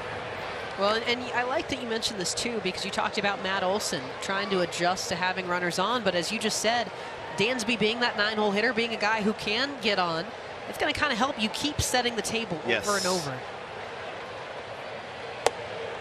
4. 5-pitch walk for Demerit as the Padres trying to wrap up this 6th and cannot find the out. Demerit's been on base 4 times tonight, 2 walks and a couple of hits. Look at that ball. Fastball up in the zone. Goes straight away center field. Wow, the Braves need to see more of that out of Dansby. It's starting to come. That's his 3rd longest in StatCast era for Dansby. Oof, you feel that. Yu Darvish.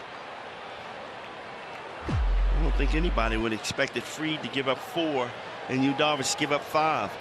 We lost those bet MGM odds. I just got to tell you right now, we took the wrong bet there.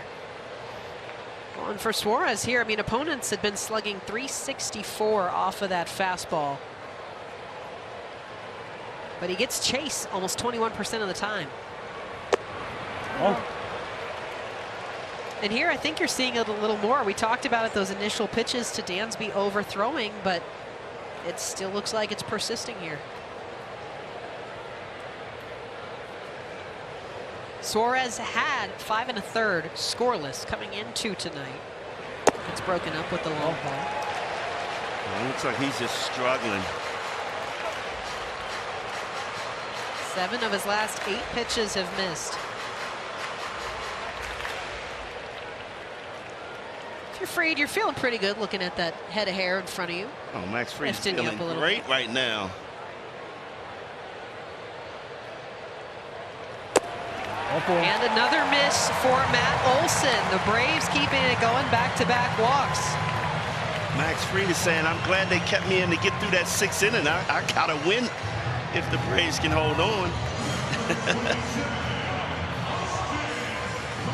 And it's going to be another visit here for the Padres.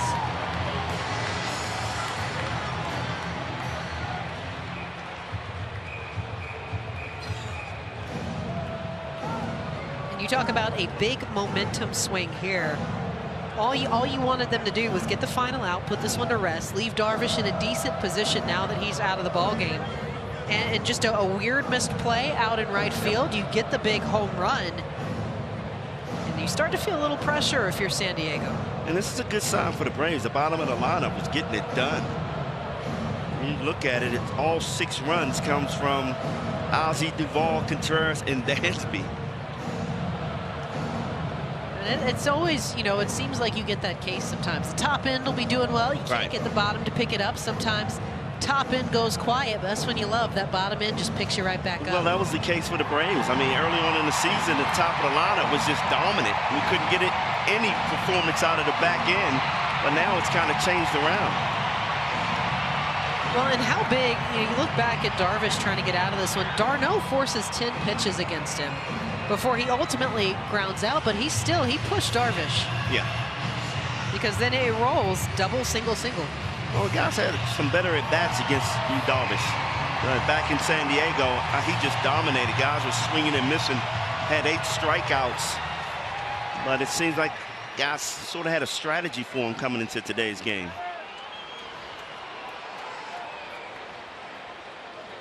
2 on and 2 out for Austin Riley, the 9th hitter of this inning. Straightens things out a little bit.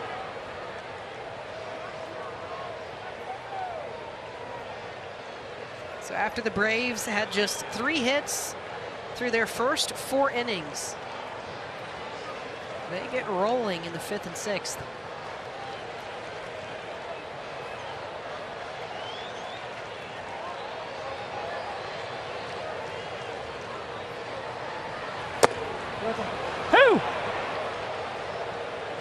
Riley is taking too many fastballs for strikes, and I was hoping the first pitch he would swing, because you know he's trying to find a strike zone and he's going to be looking to get ahead of Riley.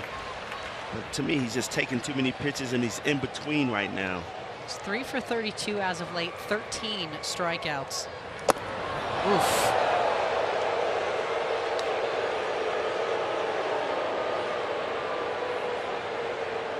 And of course, you know, when Riley broke out into the big leagues, he came out with such a bang, and it was such a high bar to set for him. And then the pressure just was overwhelming. But he went down to AAA with a great attitude and bounced back. And the 14th strikeout for Austin Riley. The 6th comes to an end, but Dansby blasts the Braves on top.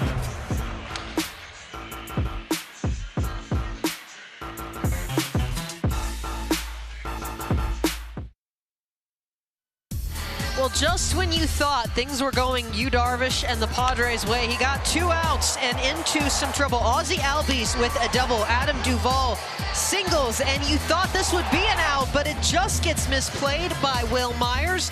Yu Darvish exits, and Dansby Swanson with a dinger. Darvish furious, but it's Swanson's home run that puts the Braves on top tonight. We have had fireworks on both ends this evening. And Padres going to have to try to manage that frustration. A new man on the mound. Lefty Will Smith takes over after 6 innings from Max Fried. And again, Fried, the big pickup from his lineup. 32-year-old lefty, a save in as many opportunities. And he is a perfect 12 for 12 on that first batter retired. Led them with 37 saves last year. Another homegrown kid out of Noonan, Georgia, just south of here. Starts off with Hosmer, Voit, and Myers. How about Will Smith last year? Just unbelievable through the playoffs in the World Series, and gets a call in the offseason and say, hey, we're going to sign Jansen and Kenley Jansen. And you know what? He's such a team player. You know, he told Alex Anthopoulos, hey, if it's going to make us better, let's do it. Reach out here. This one over the head of Swanson for a base hit. And meanwhile, the Braves with that comeback. You had to know Guillermo Heredia had something to say about it.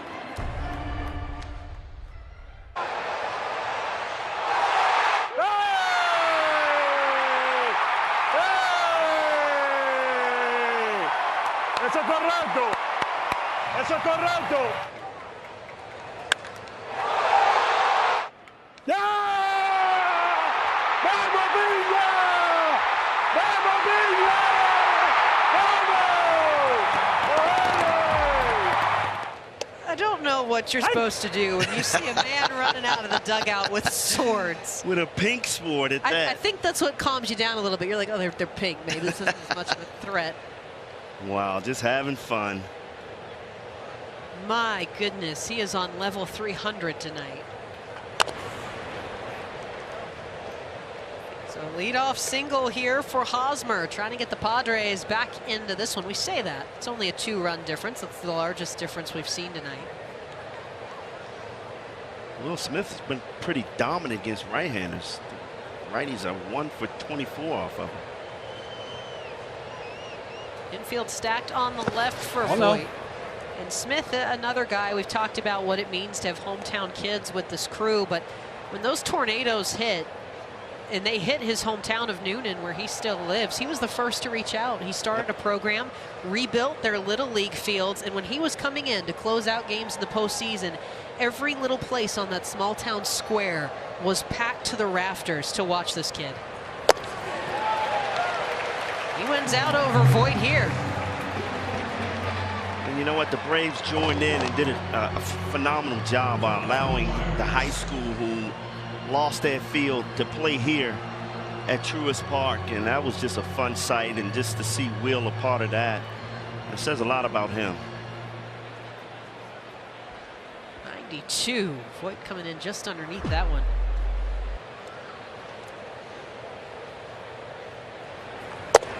Will Myers, home run his last time up. 2 for 3 night.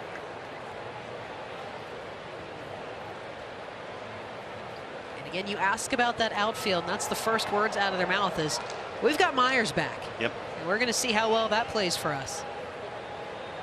A lot of confidence. Well, I know Will Myers wants to make up for that blunder in right field, missing that ball. It never fails. You miss that ball, and all of a sudden a 3-run homer happens 2 batters later. All fastballs here.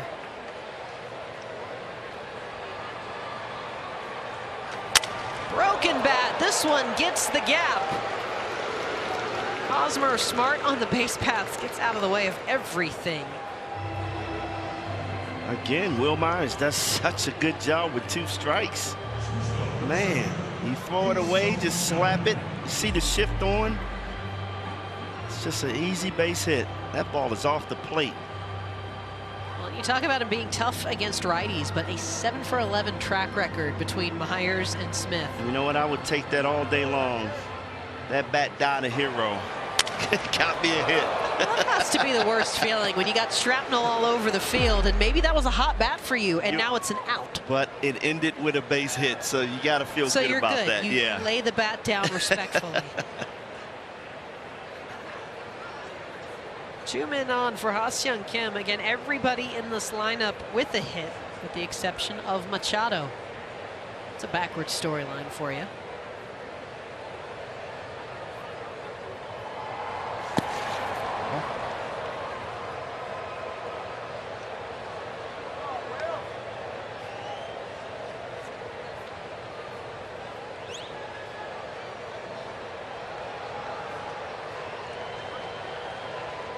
Go-ahead run at the plate for the Padres.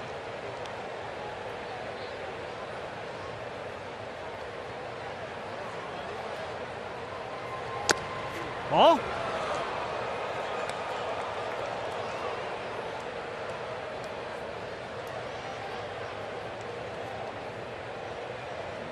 Kim, his last bat, hit a deep ball in left field.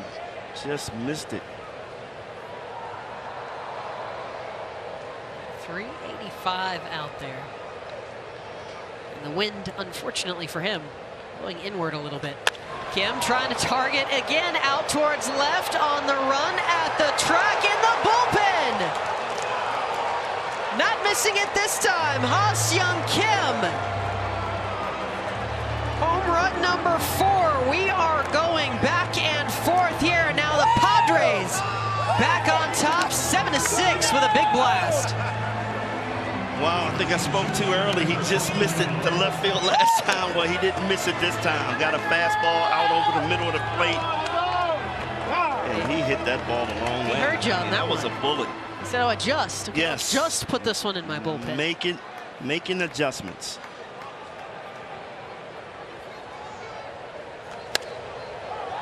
Austin Nola sends this one into the upper deck. We got some flexing for that Polaroid. Fastball out over the middle of the plate. Kim was not late on it. Nola, center field. Adam Duvall backtracks. On the track, makes the catch. 2 outs. So momentum back and forth like a pendulum in this one. See Hosmer at second base. Just as soon as he hit it, he knew it was gone. You gotta high five yourself on that one. Oh, and look at that. Look at that. Machado, the only one that don't have a hit, but he's up at the top of the step cheering his teammates on. That's that hallmark, though. That's why you see the Padres so adamant that they want to keep him for a long time, because not only is he that leader on the field with what he does, he's going to be the next man up to hype you when it's your turn.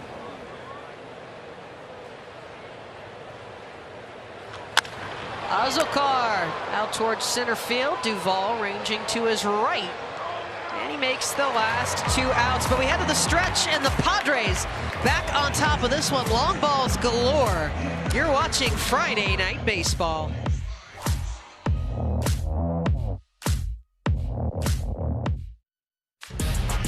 Welcome back to Friday Night Baseball on Apple TV Plus, presented by ZipRecruiter.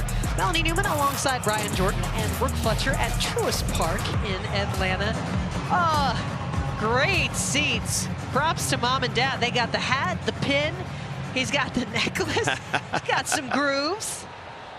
A lot of action for those kids to take in tonight as Luis Garcia takes over on the mound for the Padres. 12th appearance on the season at 3.38 ERA.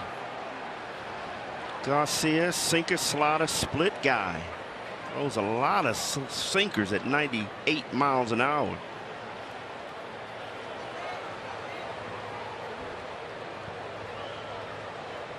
He'll start with Ozuna. And outside, and again, Suarez came in trying to get the final out of the 6th. Instead, it went home run, walk, and finally a strikeout. Garcia, his second loss on Wednesday against the Cubs, as this one ripped back to Machado. Cool customer sends it to first. And so, cool thing here, Brian, we got a lot of mics. So we're just going to lay back for a moment. I know you've been taxing yourself tonight. We're just going to take in some sounds of the ballpark. Sound good? Sounds good.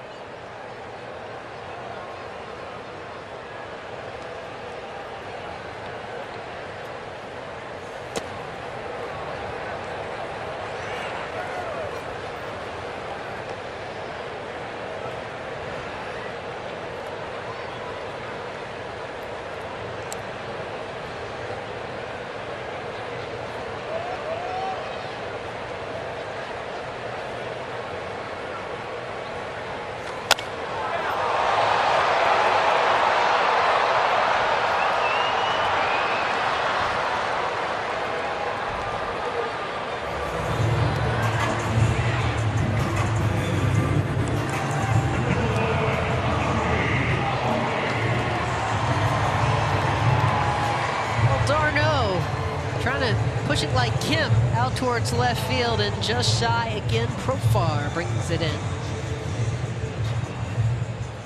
Garcia gets a ground out and fly out, an efficient 4 pitches. In stands Ozzie Albies.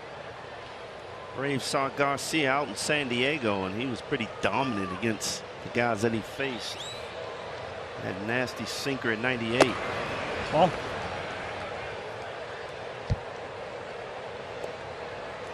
That sinker that you just mentioned, the 96th percentile. It's not bad. No, not bad at all. has not allowed a hit off of his slider either, as Albies out towards right center, down for a base hit. More two-out magic for Atlanta. That's a great sign to see Ozzie gets his second hit of the ball game.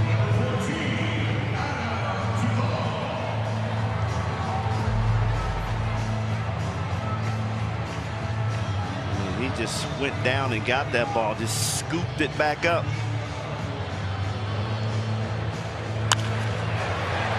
And I mean, that's not a guess, because if you're swinging and you're missing that low, yeah, that's a problem.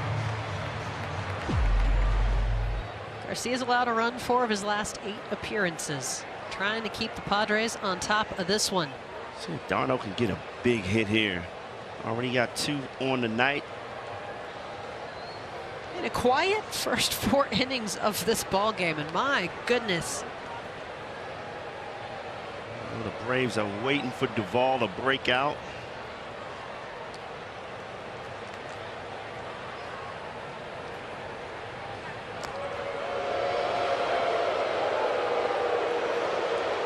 .483 with a man on this year for Duvall. Albies, he's got 3 swipe bags on the air. Keep an eye on him. Yeah, late in the game. We'd love to see him swipe that second base, get in the scoring position.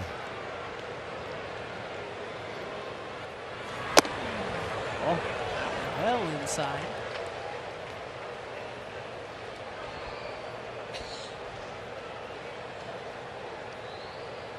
Last year, Duvall was a hitting machine with runners in scoring position. Garcia taking his time reading the pitch here, and he'll step off.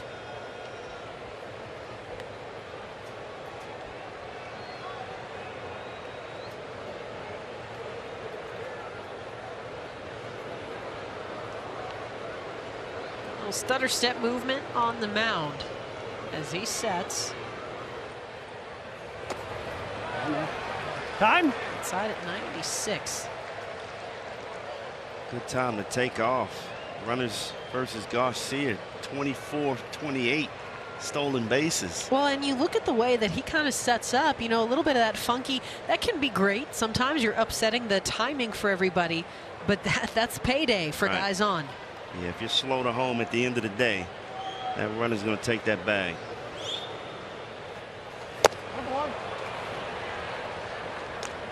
Big chase there.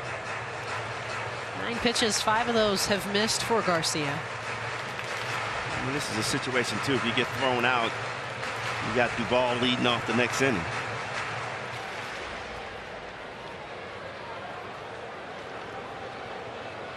You can see the signs there. So Padres, I've heard a few guys use pitch comms, none of them yet this evening. Another big chase.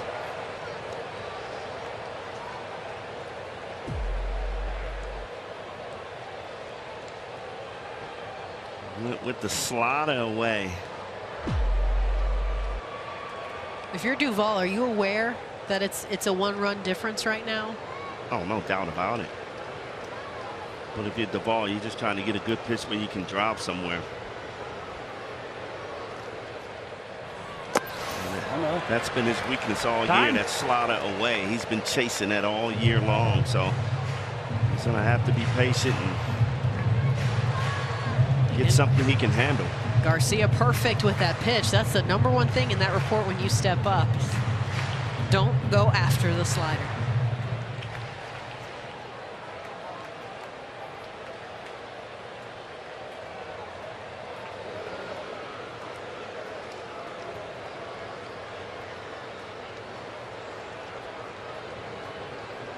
Payoff, runner goes, Duvall chases. Oh, Brian, you might have called that one, but a strikeout leaves the Padres on top after 7.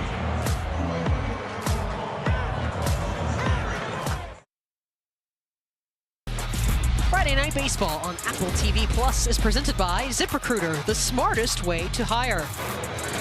And sponsored in part by Adobe, the official creativity partner of Major League Baseball. Express your fandom with Adobe Creative Cloud Express.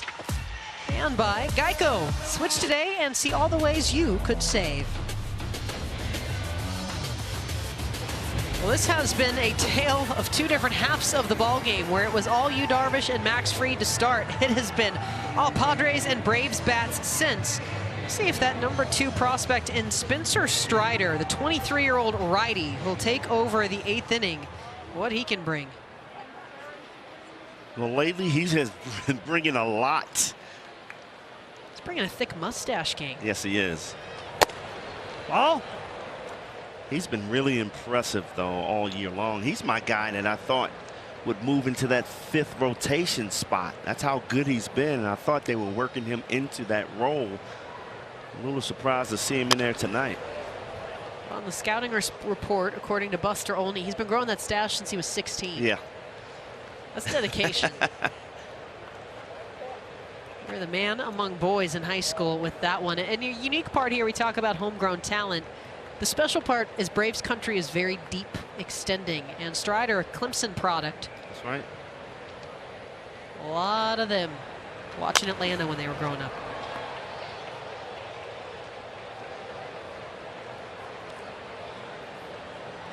You better be ready to get that bat off your shoulder, because he's coming right at you with 100. Yeah, it's just been ridiculous what he can do. He's got 24 strikeouts through his first 8 games. That is a record for the Braves. Brings up Jay Cronenworth. Make that 25.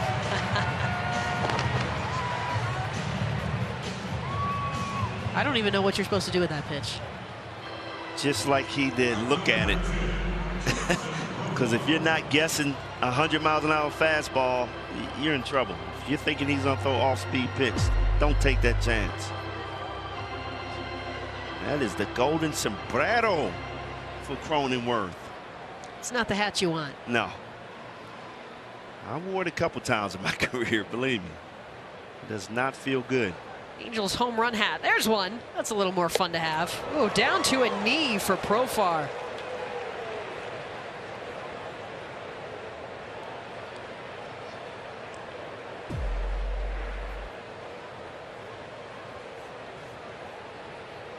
That loses his helmet on that one. You know what? I think he guessed right fastball. He just missed it.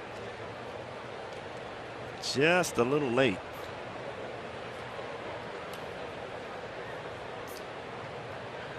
He's trying to cross the league right now for strikeouts by a reliever this season.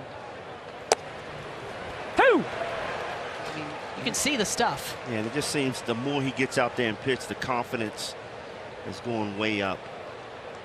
He's starting to trust this stuff. Well, the guy that can also stretch for more than an inning for Snitker, too, that's huge. Oh.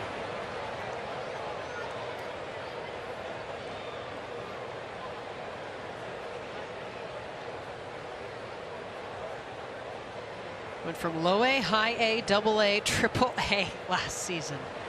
Unheard of.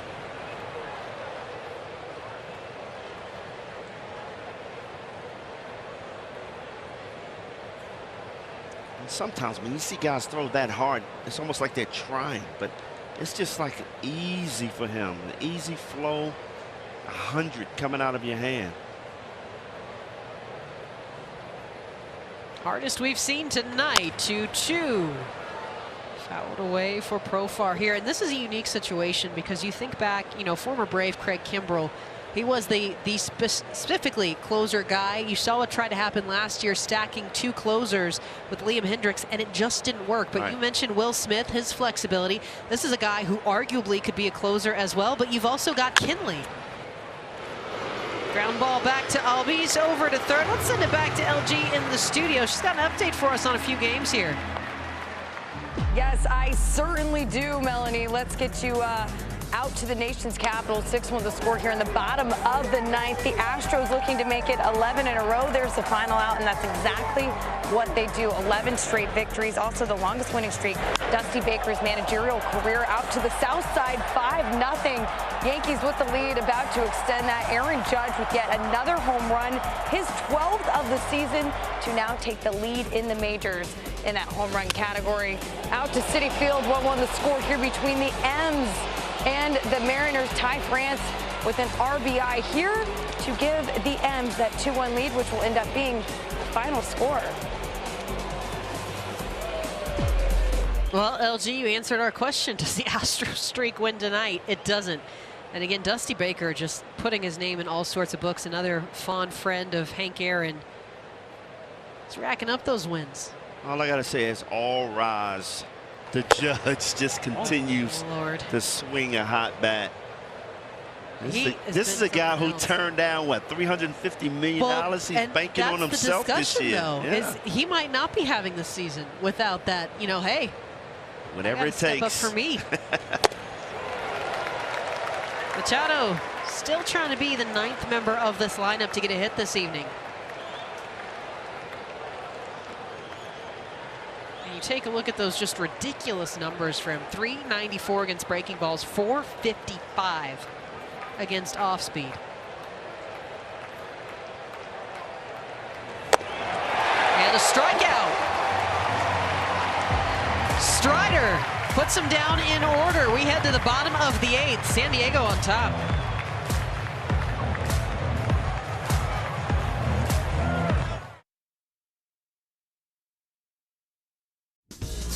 We talk about how beneficial it can be for an athlete to play multiple sports, but there's only a select few that have the athleticism and skill set to play both at a professional level. We got Bo Jackson there, also Deion Sanders, and Mr. Padre himself, and also Kyler Murray, who plays for the Cardinals and was drafted by the Athletics. And then who is that guy? That guy looks familiar. Mr. Brian Jordan played with the Falcons and, of course, with the Braves. Guys, looking good there, Brian. But it leads to the question, which current player in MLB could play multiple sports, do you think? You know what, for me, I'm a big Mike Trout fan. So you look at his build, I think he would be a great safety in the NFL. Yeah, okay, he's we a great got to athlete. look. You got Russell Wilson, Tim Tebow. Yes, you do. Yep. Tom Brady, who actually tried to be a catcher and got cut by the same coach who coached Zach Greinke and told him he could be pro on the PGA Tour if baseball wasn't his thing anymore. Well, how about John Elway, too? Don't forget about him. My goodness. There's a little more talent there than I think we thought. Steven Wilson, 23rd prospect for the Padres. Some talent coming up to face Contreras. Don't forget Joe Mauer, too. Two-sport guy. Hey!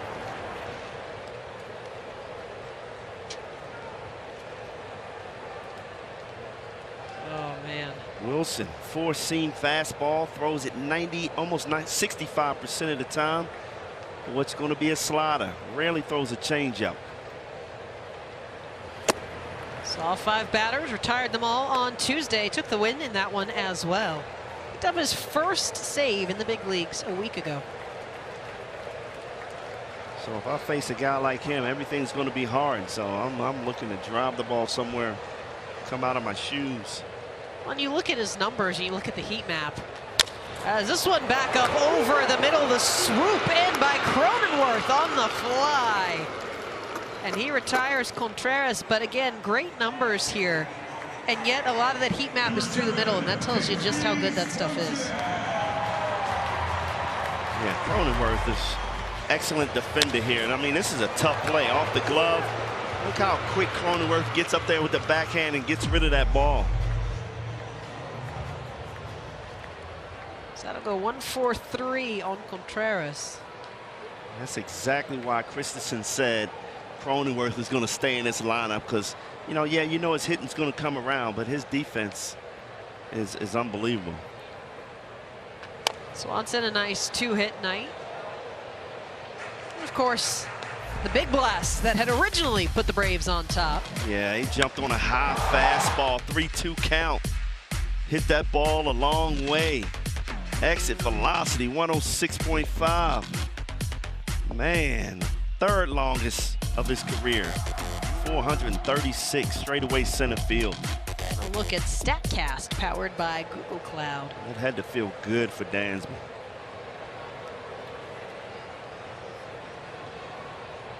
That's what Manaea said, right? Driving in runs, getting hits, that's the best feeling. Yes, it is. If a pitcher knows that's the best feeling, that's telling you something.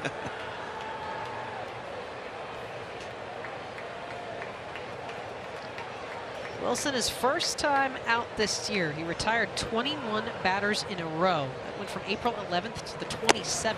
Ball.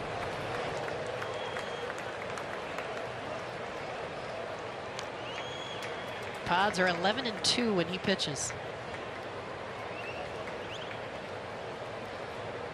See that probability there for Swanson, reaches base, 47%.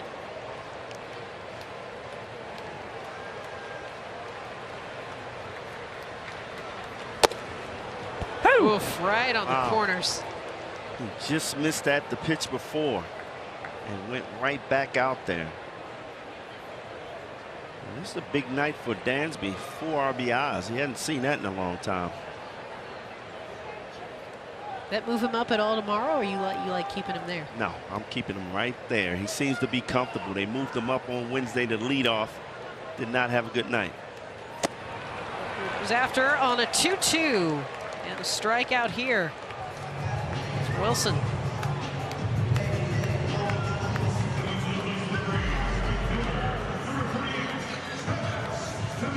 Wow, good fastball, tailing back in, almost over the middle of the plate. Talk about San Diego. I mean, the starting rotation being really good, but this bullpen has been great too. And you mentioned that fastball. That's kind of been the new thing lately, is it's not just fastballs anymore. They're all fastballs with movement. Hey!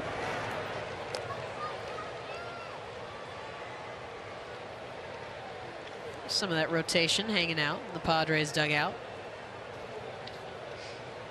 Yu comes back out, says, I'm off the hook for the L. A little bit of a vultured win there if the score were to hold up.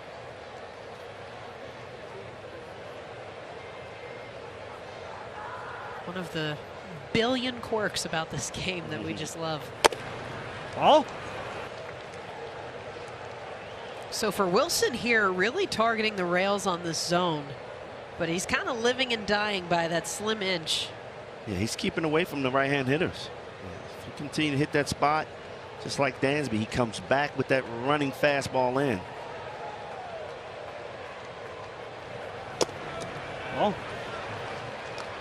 There, another attempt on a way fastball. Now, if I'm the hitter, I'm sitting there, I'm leaning out that way, and he throws that tailing fastball back in and gets you every time. That's what you like to see as a pitcher. You lull them to kind of crowd. Exactly. And then you crowd them right back.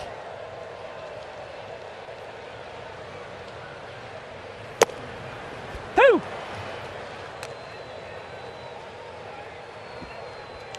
Can't miss that pitch. Wow, you may never see that one again.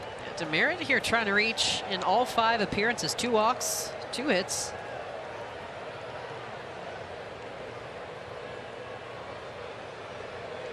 Braves within a run.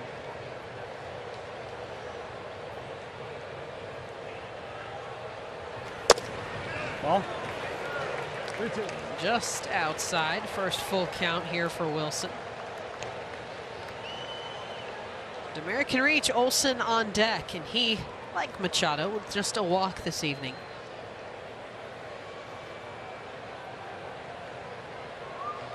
You know it's going to be hard here. Be ready to hit. It's just a piece of it. Good aggressive swing by Travis, though. And ever since taking over for Rosario, he has been really good. His at-bats, his approach. You can lead him off. You can hit him back in the lineup. And again, a guy who's just proving how much he can flourish with those everyday reps that he was not seeing in Detroit. They were a system, they had too many outfielders. Lift this 3-2. Oh, almost to the upper deck there. Yeah, you got to be heads up all the time. You might be down below with the net, but these guys find ways. Look at the velocity on all his pitches there. Again, you know it's coming. I mean, is this a sign here? He has not varied from that fastball once. It's been working. Don't change. It's his 8th. Does he stick with it? Demerit swings back up the middle. He finds the gap, base hit. He'll take a look up. retreats back to first. Stop me if you've heard this before. Another 2-out hit for the Braves. And what a night for Travis. On base 5 times. 3 for 3, 2 walks. Again, proving his point that I want to stay in this lineup. And he's done enough here that he's going to force Wilson to face the minimum. Just 3 batters. And going back to the bullpen for the Padres here in the 8th. Braves down by a run.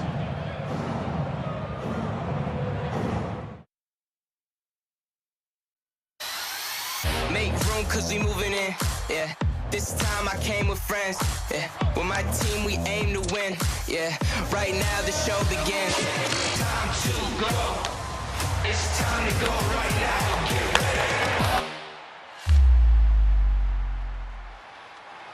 ready. Oof, I don't think anybody could be ready for this one. It has been an absolute battle of the bats through the back end of this game. Taylor Rogers comes in for the Padres. After Wilson faces 3, gives up a single to Demerit. And Rogers gets things started with Olsen, the closer for the Padres, an opening day eve acquisition from the Twins. Sinker slider guy, throws a lot of sliders. 58%, 42% sinkers. Matt Olsen looking for his first hit tonight. And he, at one point, he had a 5-pitch repertoire, dropped the changeup in 2018, dropped the fastball and the curveball in 2020. So you talk about simplifying.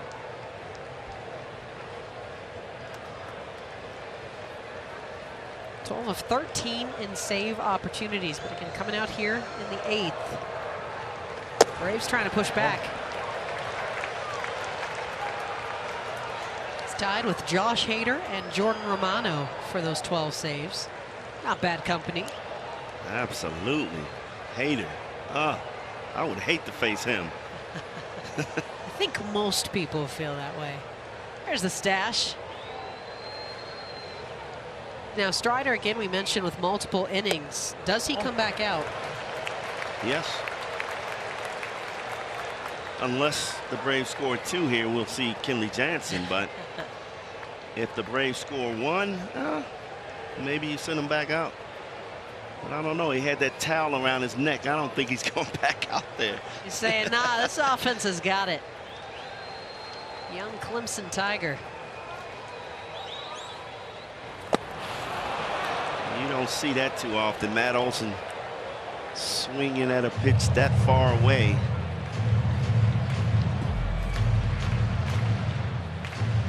He usually stays in his zone.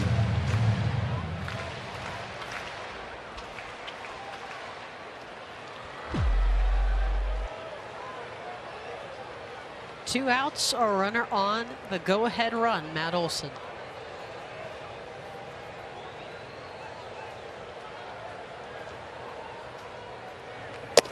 Runner goes, it's outside.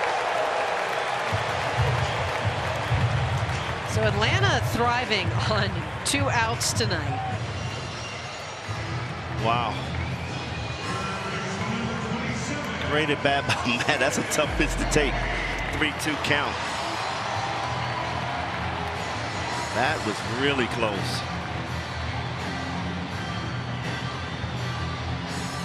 Just a little bit outside, I guess. Are you taking a leap of faith that that pitch is going to be outside as it comes home? I'm swinging right there.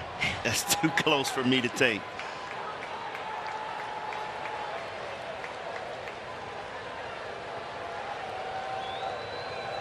Austin Riley, 0 for 4, 2 strikeouts.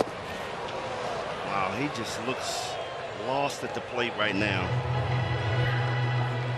And you can really recognize it when a hitter is taking strikes but swinging at balls. I mean, that is a pitch way out of the zone.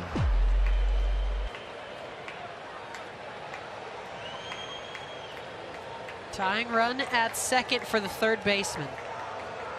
2 strikeouts, 2 flyouts to center.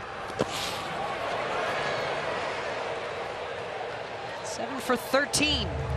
Atlanta when they've got 2 outs. See if Riley can get back to slowing it down. Right now the game looks fast to him. He's got some decent runners on the base paths here too. But again, playing with your back right now.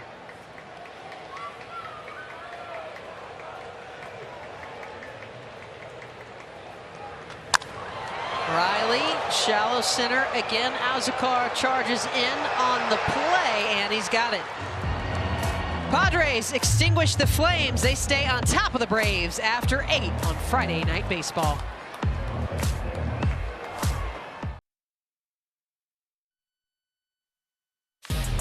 Welcome back to Friday Night Baseball on Apple TV Plus, presented by ZipRecruiter. Melanie Newman alongside Brian Jordan and Brooke Fletcher here at Truist Park.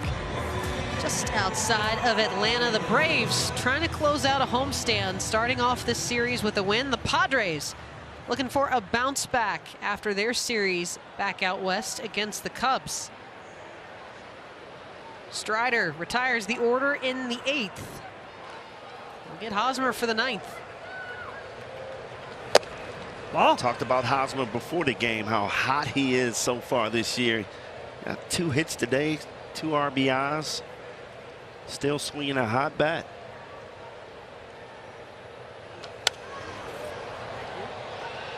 He turns that 97 out.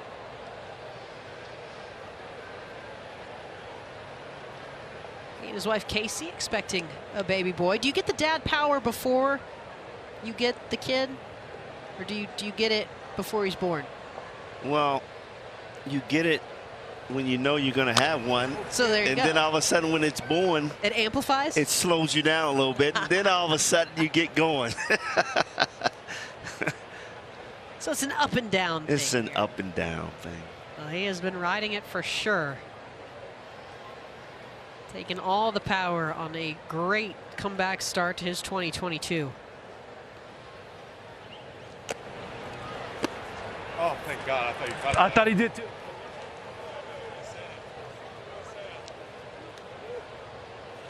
A little relief on that at bat.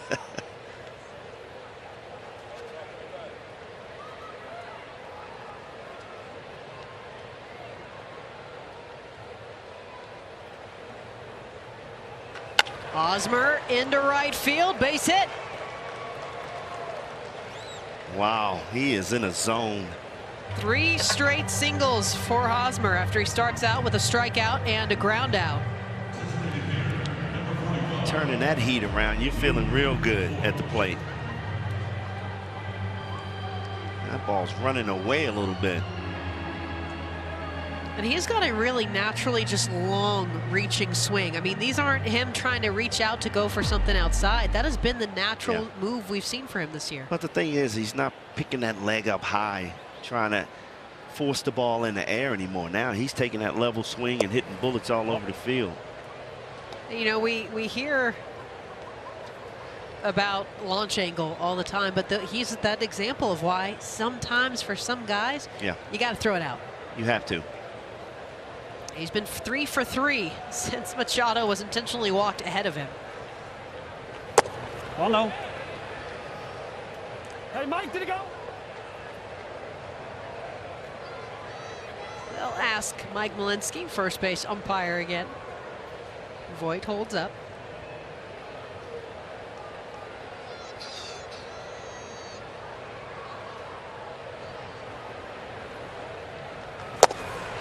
Big whiff there. Just pushing that bottom of the zone.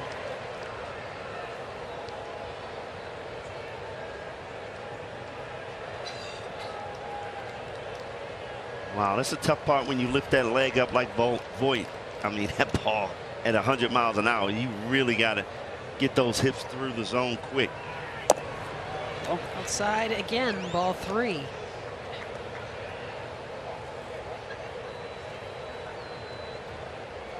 And that was really what was so interesting about him coming over. We go back, that meathead grinder mentality, and guys said he just kind of runs through a wall. And sometimes people want to stifle that a little bit. So kind of like Hosmer, he's getting room to breathe with the Padres.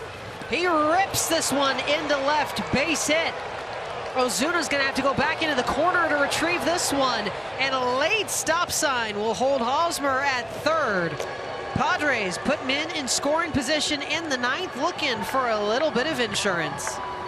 Wow, look like second time around these guys see Strider getting around on those pitches.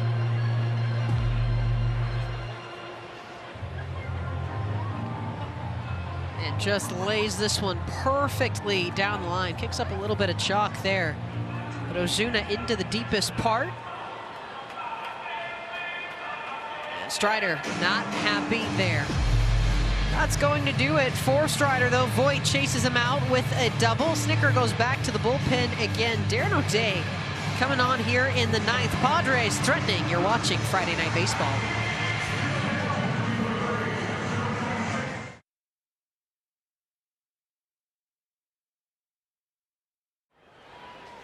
Spencer Strider retires the side in the eighth, but a single and a double will end his night. Darren O'Day, the veteran, coming on here with 2 men on, nobody out. He'll face Will Myers. Definition of a veteran, Brian. I mean, drafted in 2008, appears the same season, and you've kind of seen him with a job ever since. Yeah, I was happy to see the Braves go back and bring him back, you know, after not, you know, letting him walk last year. This year, Alex invited him to spring training. He really earned his spot, and he's been terrific this year. You're going to get sliders and 4-seam fastballs from him. Sliders 48% of the time, but he's been pretty dominant this year. Infield will draw in behind him.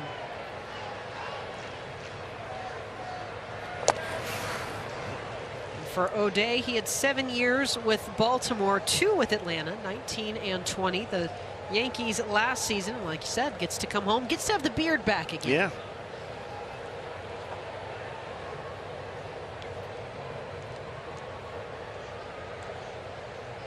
Trying to keep this a 1-run game.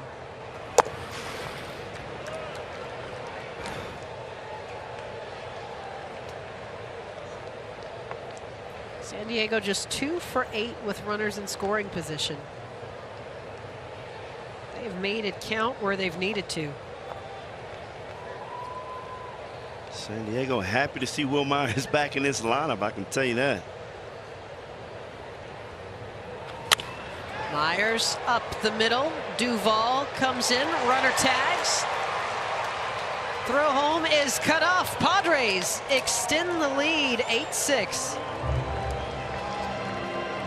It's a great job by Will Myers, not trying to do too much, understanding the game. All I got to do is put the ball in the outfield. And a good jump by Eric Hosmer at third base. Scores easily. That's ABC baseball for you, folks.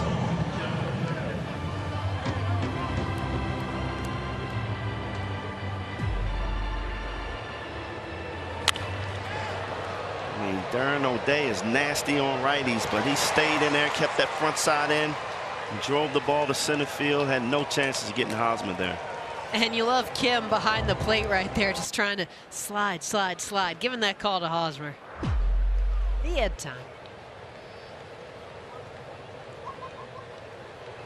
One out for us, young Kim. Voit still out at second. Kim right now the hero for San Diego with that 3-run homer, putting them ahead. Career tying 3 RBI night. Rips this one back out to Swanson, just off of his glove. Luke Voit danced back towards second. He will scuffle his way into third. But this one just spins, and you said it earlier.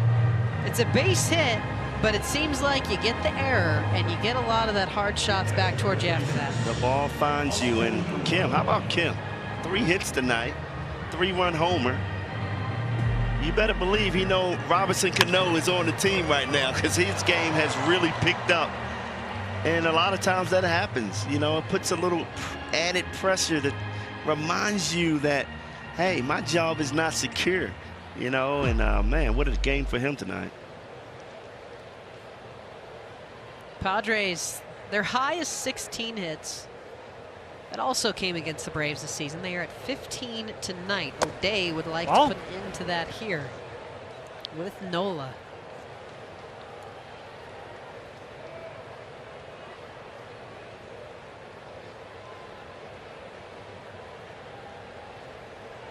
And ground ball hits, I mean, the Padres are no stranger to it. Hosmer and Machado coming into tonight each had 19, which is among the best.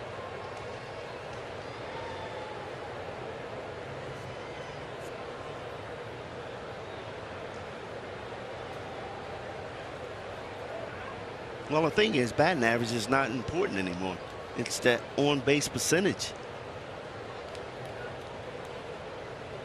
And finding the balance between that has been a tough one. Just getting to talk to some batters, and you know, they've talked about it. And I said, well, you start looking at on-base percentage. So then I told myself I want to take more walks. All right. So then I'm going to try to see more pitches, but then they get too comfortable not being aggressive, thinking they're going to get the walk, and instead they're an easy out. So then you, okay, I've got to backtrack now. So I'm not going to do that, but I got to be somewhere in the middle.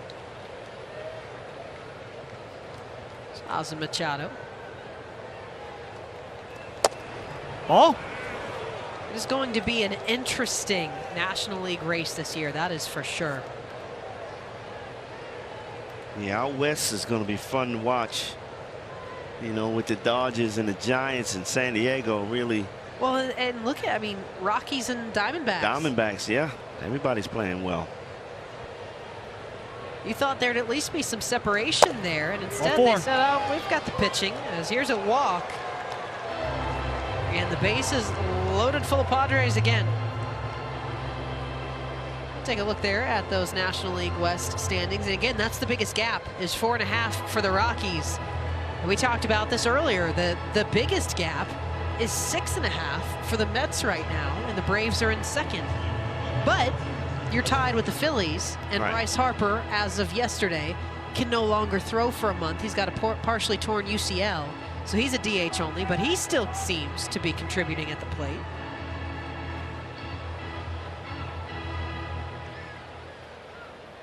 Only time will tell. It's just the first month of the season. What, 128 more games? Trent Grisham pinch hitting for Jose Azucar. Apparently the Dodgers are losing to the Phillies right now. We just got that little buzz update. Never know. Grisham batting 144. Hey. Take a strike.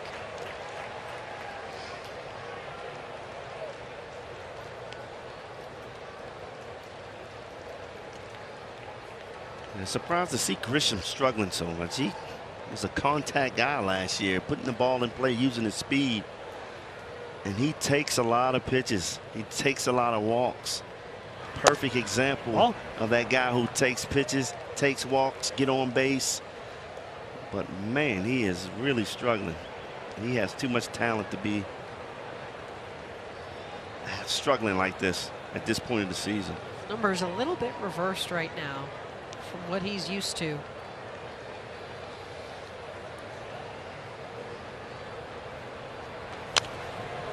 Sends that one back to the backstop. 15th overall pick by Milwaukee out of high school back in 2015. Ultimately dealt to the Padres back in 2019 with Zach Davis for Eric Lauer and Luis Urias. 2020 Gold Glover.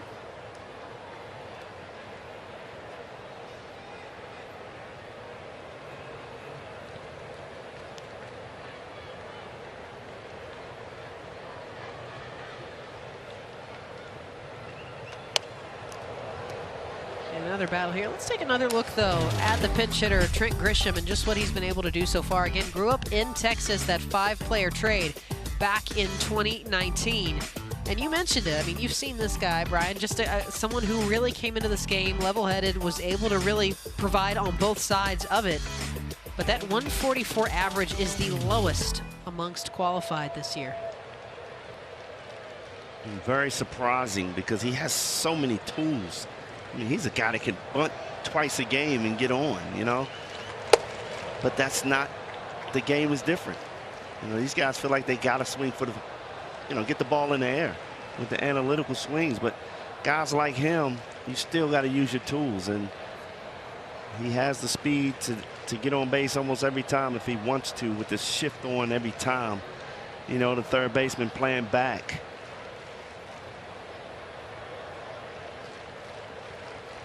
O'Day Oh. 2-2. Sometimes I just don't get it, Melanie. That's a good way to put it. Sometimes you just don't have an answer. Right, exactly. The Braves getting on the phone here.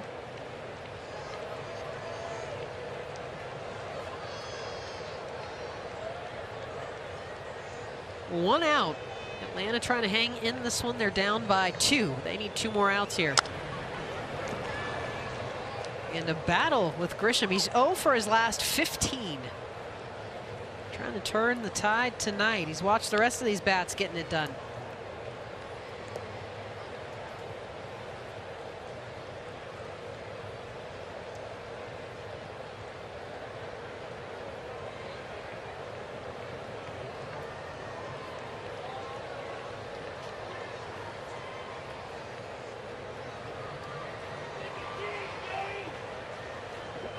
Payoff. Grisham spoils it again.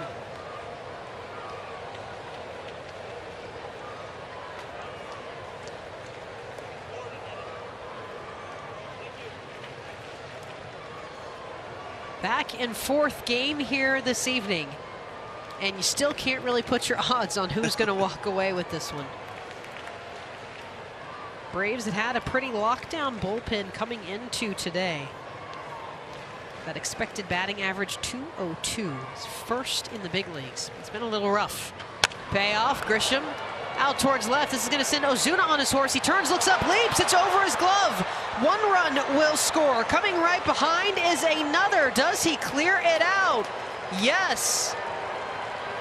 Trent Grisham breaks up an 0 for 15 in the biggest way. Clears the bases.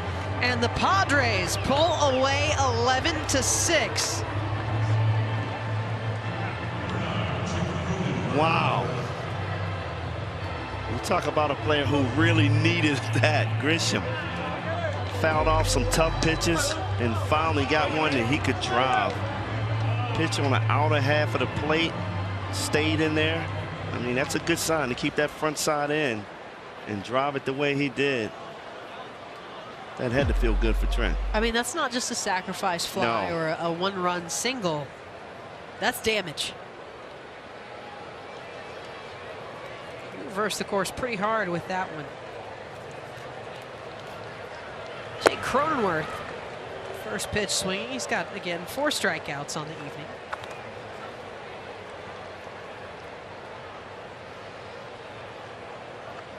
Melanie, who would have thought? All these hits from the Padres, and Machado of all people don't have a hit. Yes. I give up. Everything that I had pre-prepared of what to expect in this game, yeah, that's out the window. Driven out towards center. Duvall to his right. He'll come in a little bit, makes the catch. Runner tags at second. Grisham with a slide in.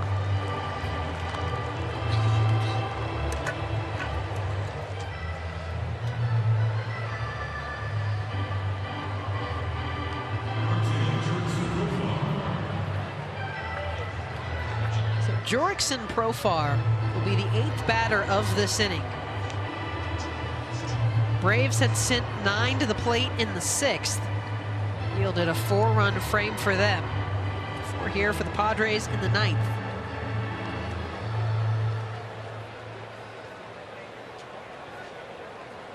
How bad does Machado want to get one more at-bat on deck right now?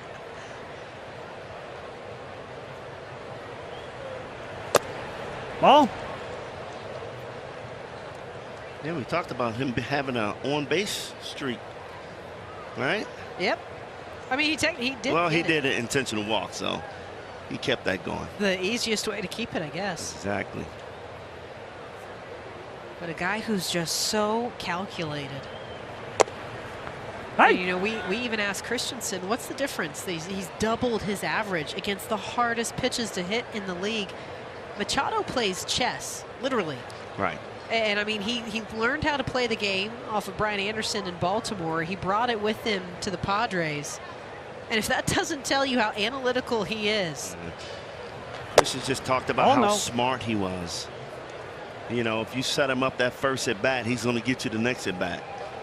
if he hits a slider for a home run, he knows you're going to try to get him with the fastball. I mean, it's just a smart hitter. You have to wonder who he plays chess with in that clubhouse, or if anybody even dares to sit down at the board with him. Profar skies this one.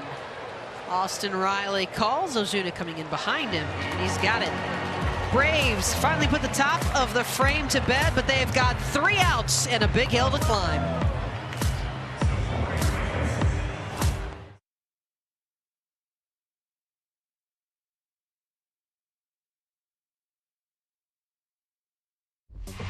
Hey, let's go back to that 6th inning with Will Myers. A pop up the right field. He comes flying in and he drops the ball. It never fails, Melanie. The opposition always takes advantage. The Braves took the lead, but how about his teammates picking him up? The offense really stepped up, and now the pressure's off of Will. He's feeling good once again, but that is a bad feeling when that happens. But in his case, I felt like that was a long way to go. I thought Hosmer had the better shot at catching that ball. Well, and so really, I think that's the big question is you see Grisham there in center field now for Azucar, but you know that the shortstop is the captain on that infield. The center fielder is the captain on the outfield. So whose call should it have been in that situation? Well, it's so difficult to say now because the shift was on. So Cronenworth was on the shortstop side, and Hosmer was playing deep, almost in the second base. But Hosmer's not used to running back like a second baseman and making that play, and he gave up right away. So Will had no choice but to go all out and make that play. And it's really tough when you're running that fast, your head is moving, to really focus on catching that ball. And you saw the ball get out there, and the Braves took advantage of it. Ozuna, the Braves down by 5 as this one opened up a 4-run top of the 9th for the Padres. Hit in the single. He has been quiet since.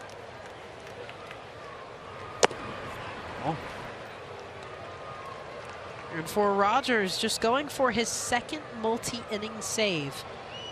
It's got to be tough on Rogers, though, with a 5-run lead.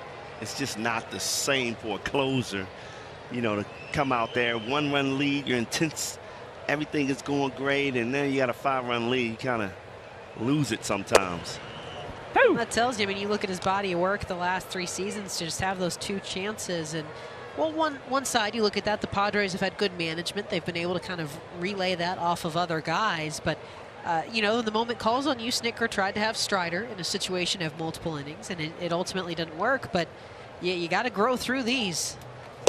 And you feel good there with a strikeout and 1 step closer.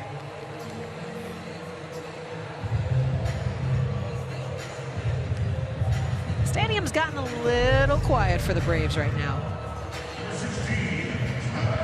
This is a fastball on the outer half, down in the zone. Perfect pitch for Rogers. Yeah, looks like a lot of fans are hitting the exits after that 4-run inning by the Padres. Well, you got to get ready to come back here tomorrow. Yeah, an earlier game tomorrow, right? 4 That's right, 4:05. Oh, little baby Acuna. Cotton candy is worn off.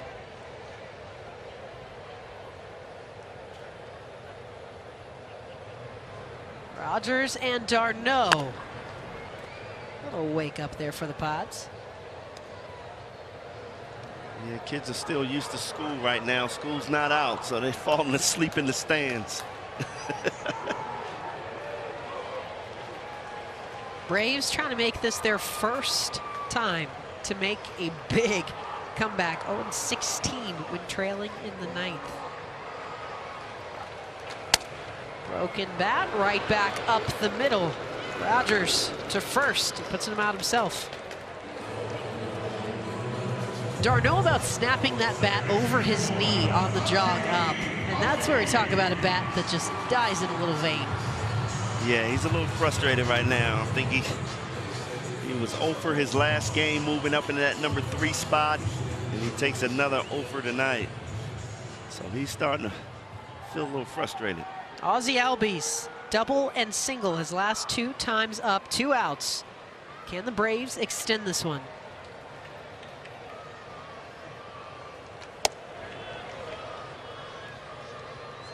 Well, my theory on Rogers struggling a little bit with a 5-run lead has gone out the window.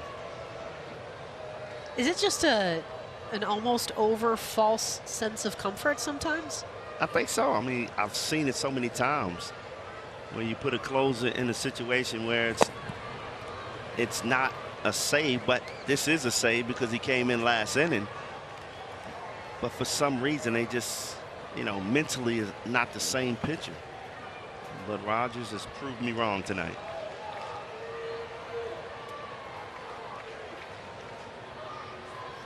Ah-Seong Kim has delivered big for the Padres tonight. 2 outs, Rogers will step off. And you know, you mentioned he could kind of hear those footsteps when Cano showed up today. Yeah. You saw some players too when we started getting to that roster crunch at the beginning of May. The guys on the bubble who started just delivering across the league. If Albies can reach, Duvall is on deck.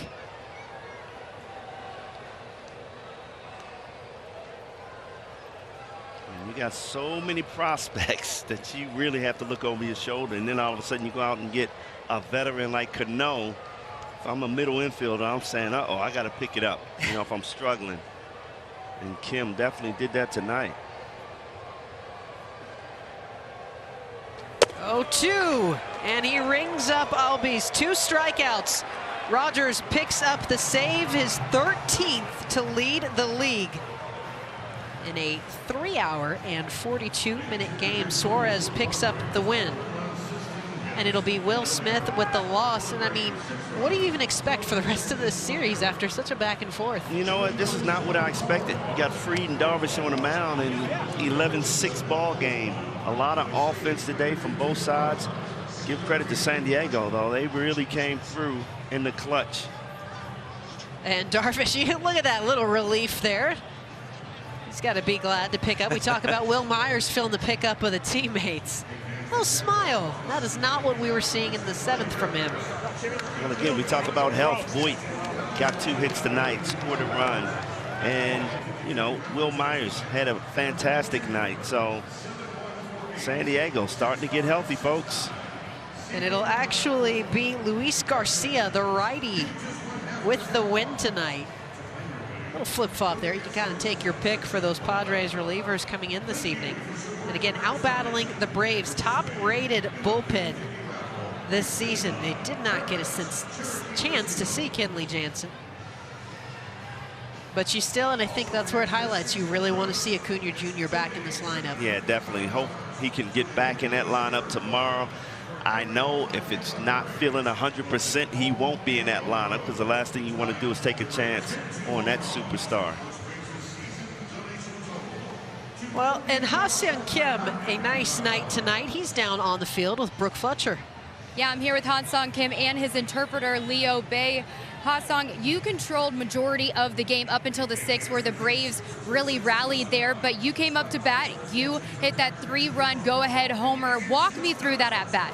오늘 좀 너가 전체적으로 좀 경기를 좀 지배했는데 특히 그 3런 홈런 그 타석에 대해서 좀 얘기를 해달라고.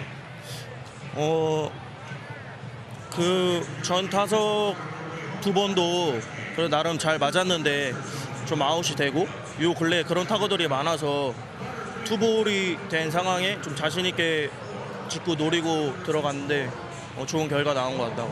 Yeah, period to the bat, like the first 2 at bat, I like kind of missed it like closely, and then recently I've been getting a lot of those misses. So like once I get to a ball, like I was being confident, like just make a good swing, and then I was able to get a home run. This is the first game of a 9-game road trip. How can you guys build off of this win here tonight? 이제 우리 원정의 첫 승을 이제 했는데 앞으로 어떻게 될 건지 일단 계속 이겼으면 좋겠고 계속 이기는 경기 하면 좋을 것 같다고. Yeah, it's simple as that. Like just hope we keep winning games, and yeah, just keep winning games, playing winning baseball. All right, thank you so much. Melanie, I'll send it back to you.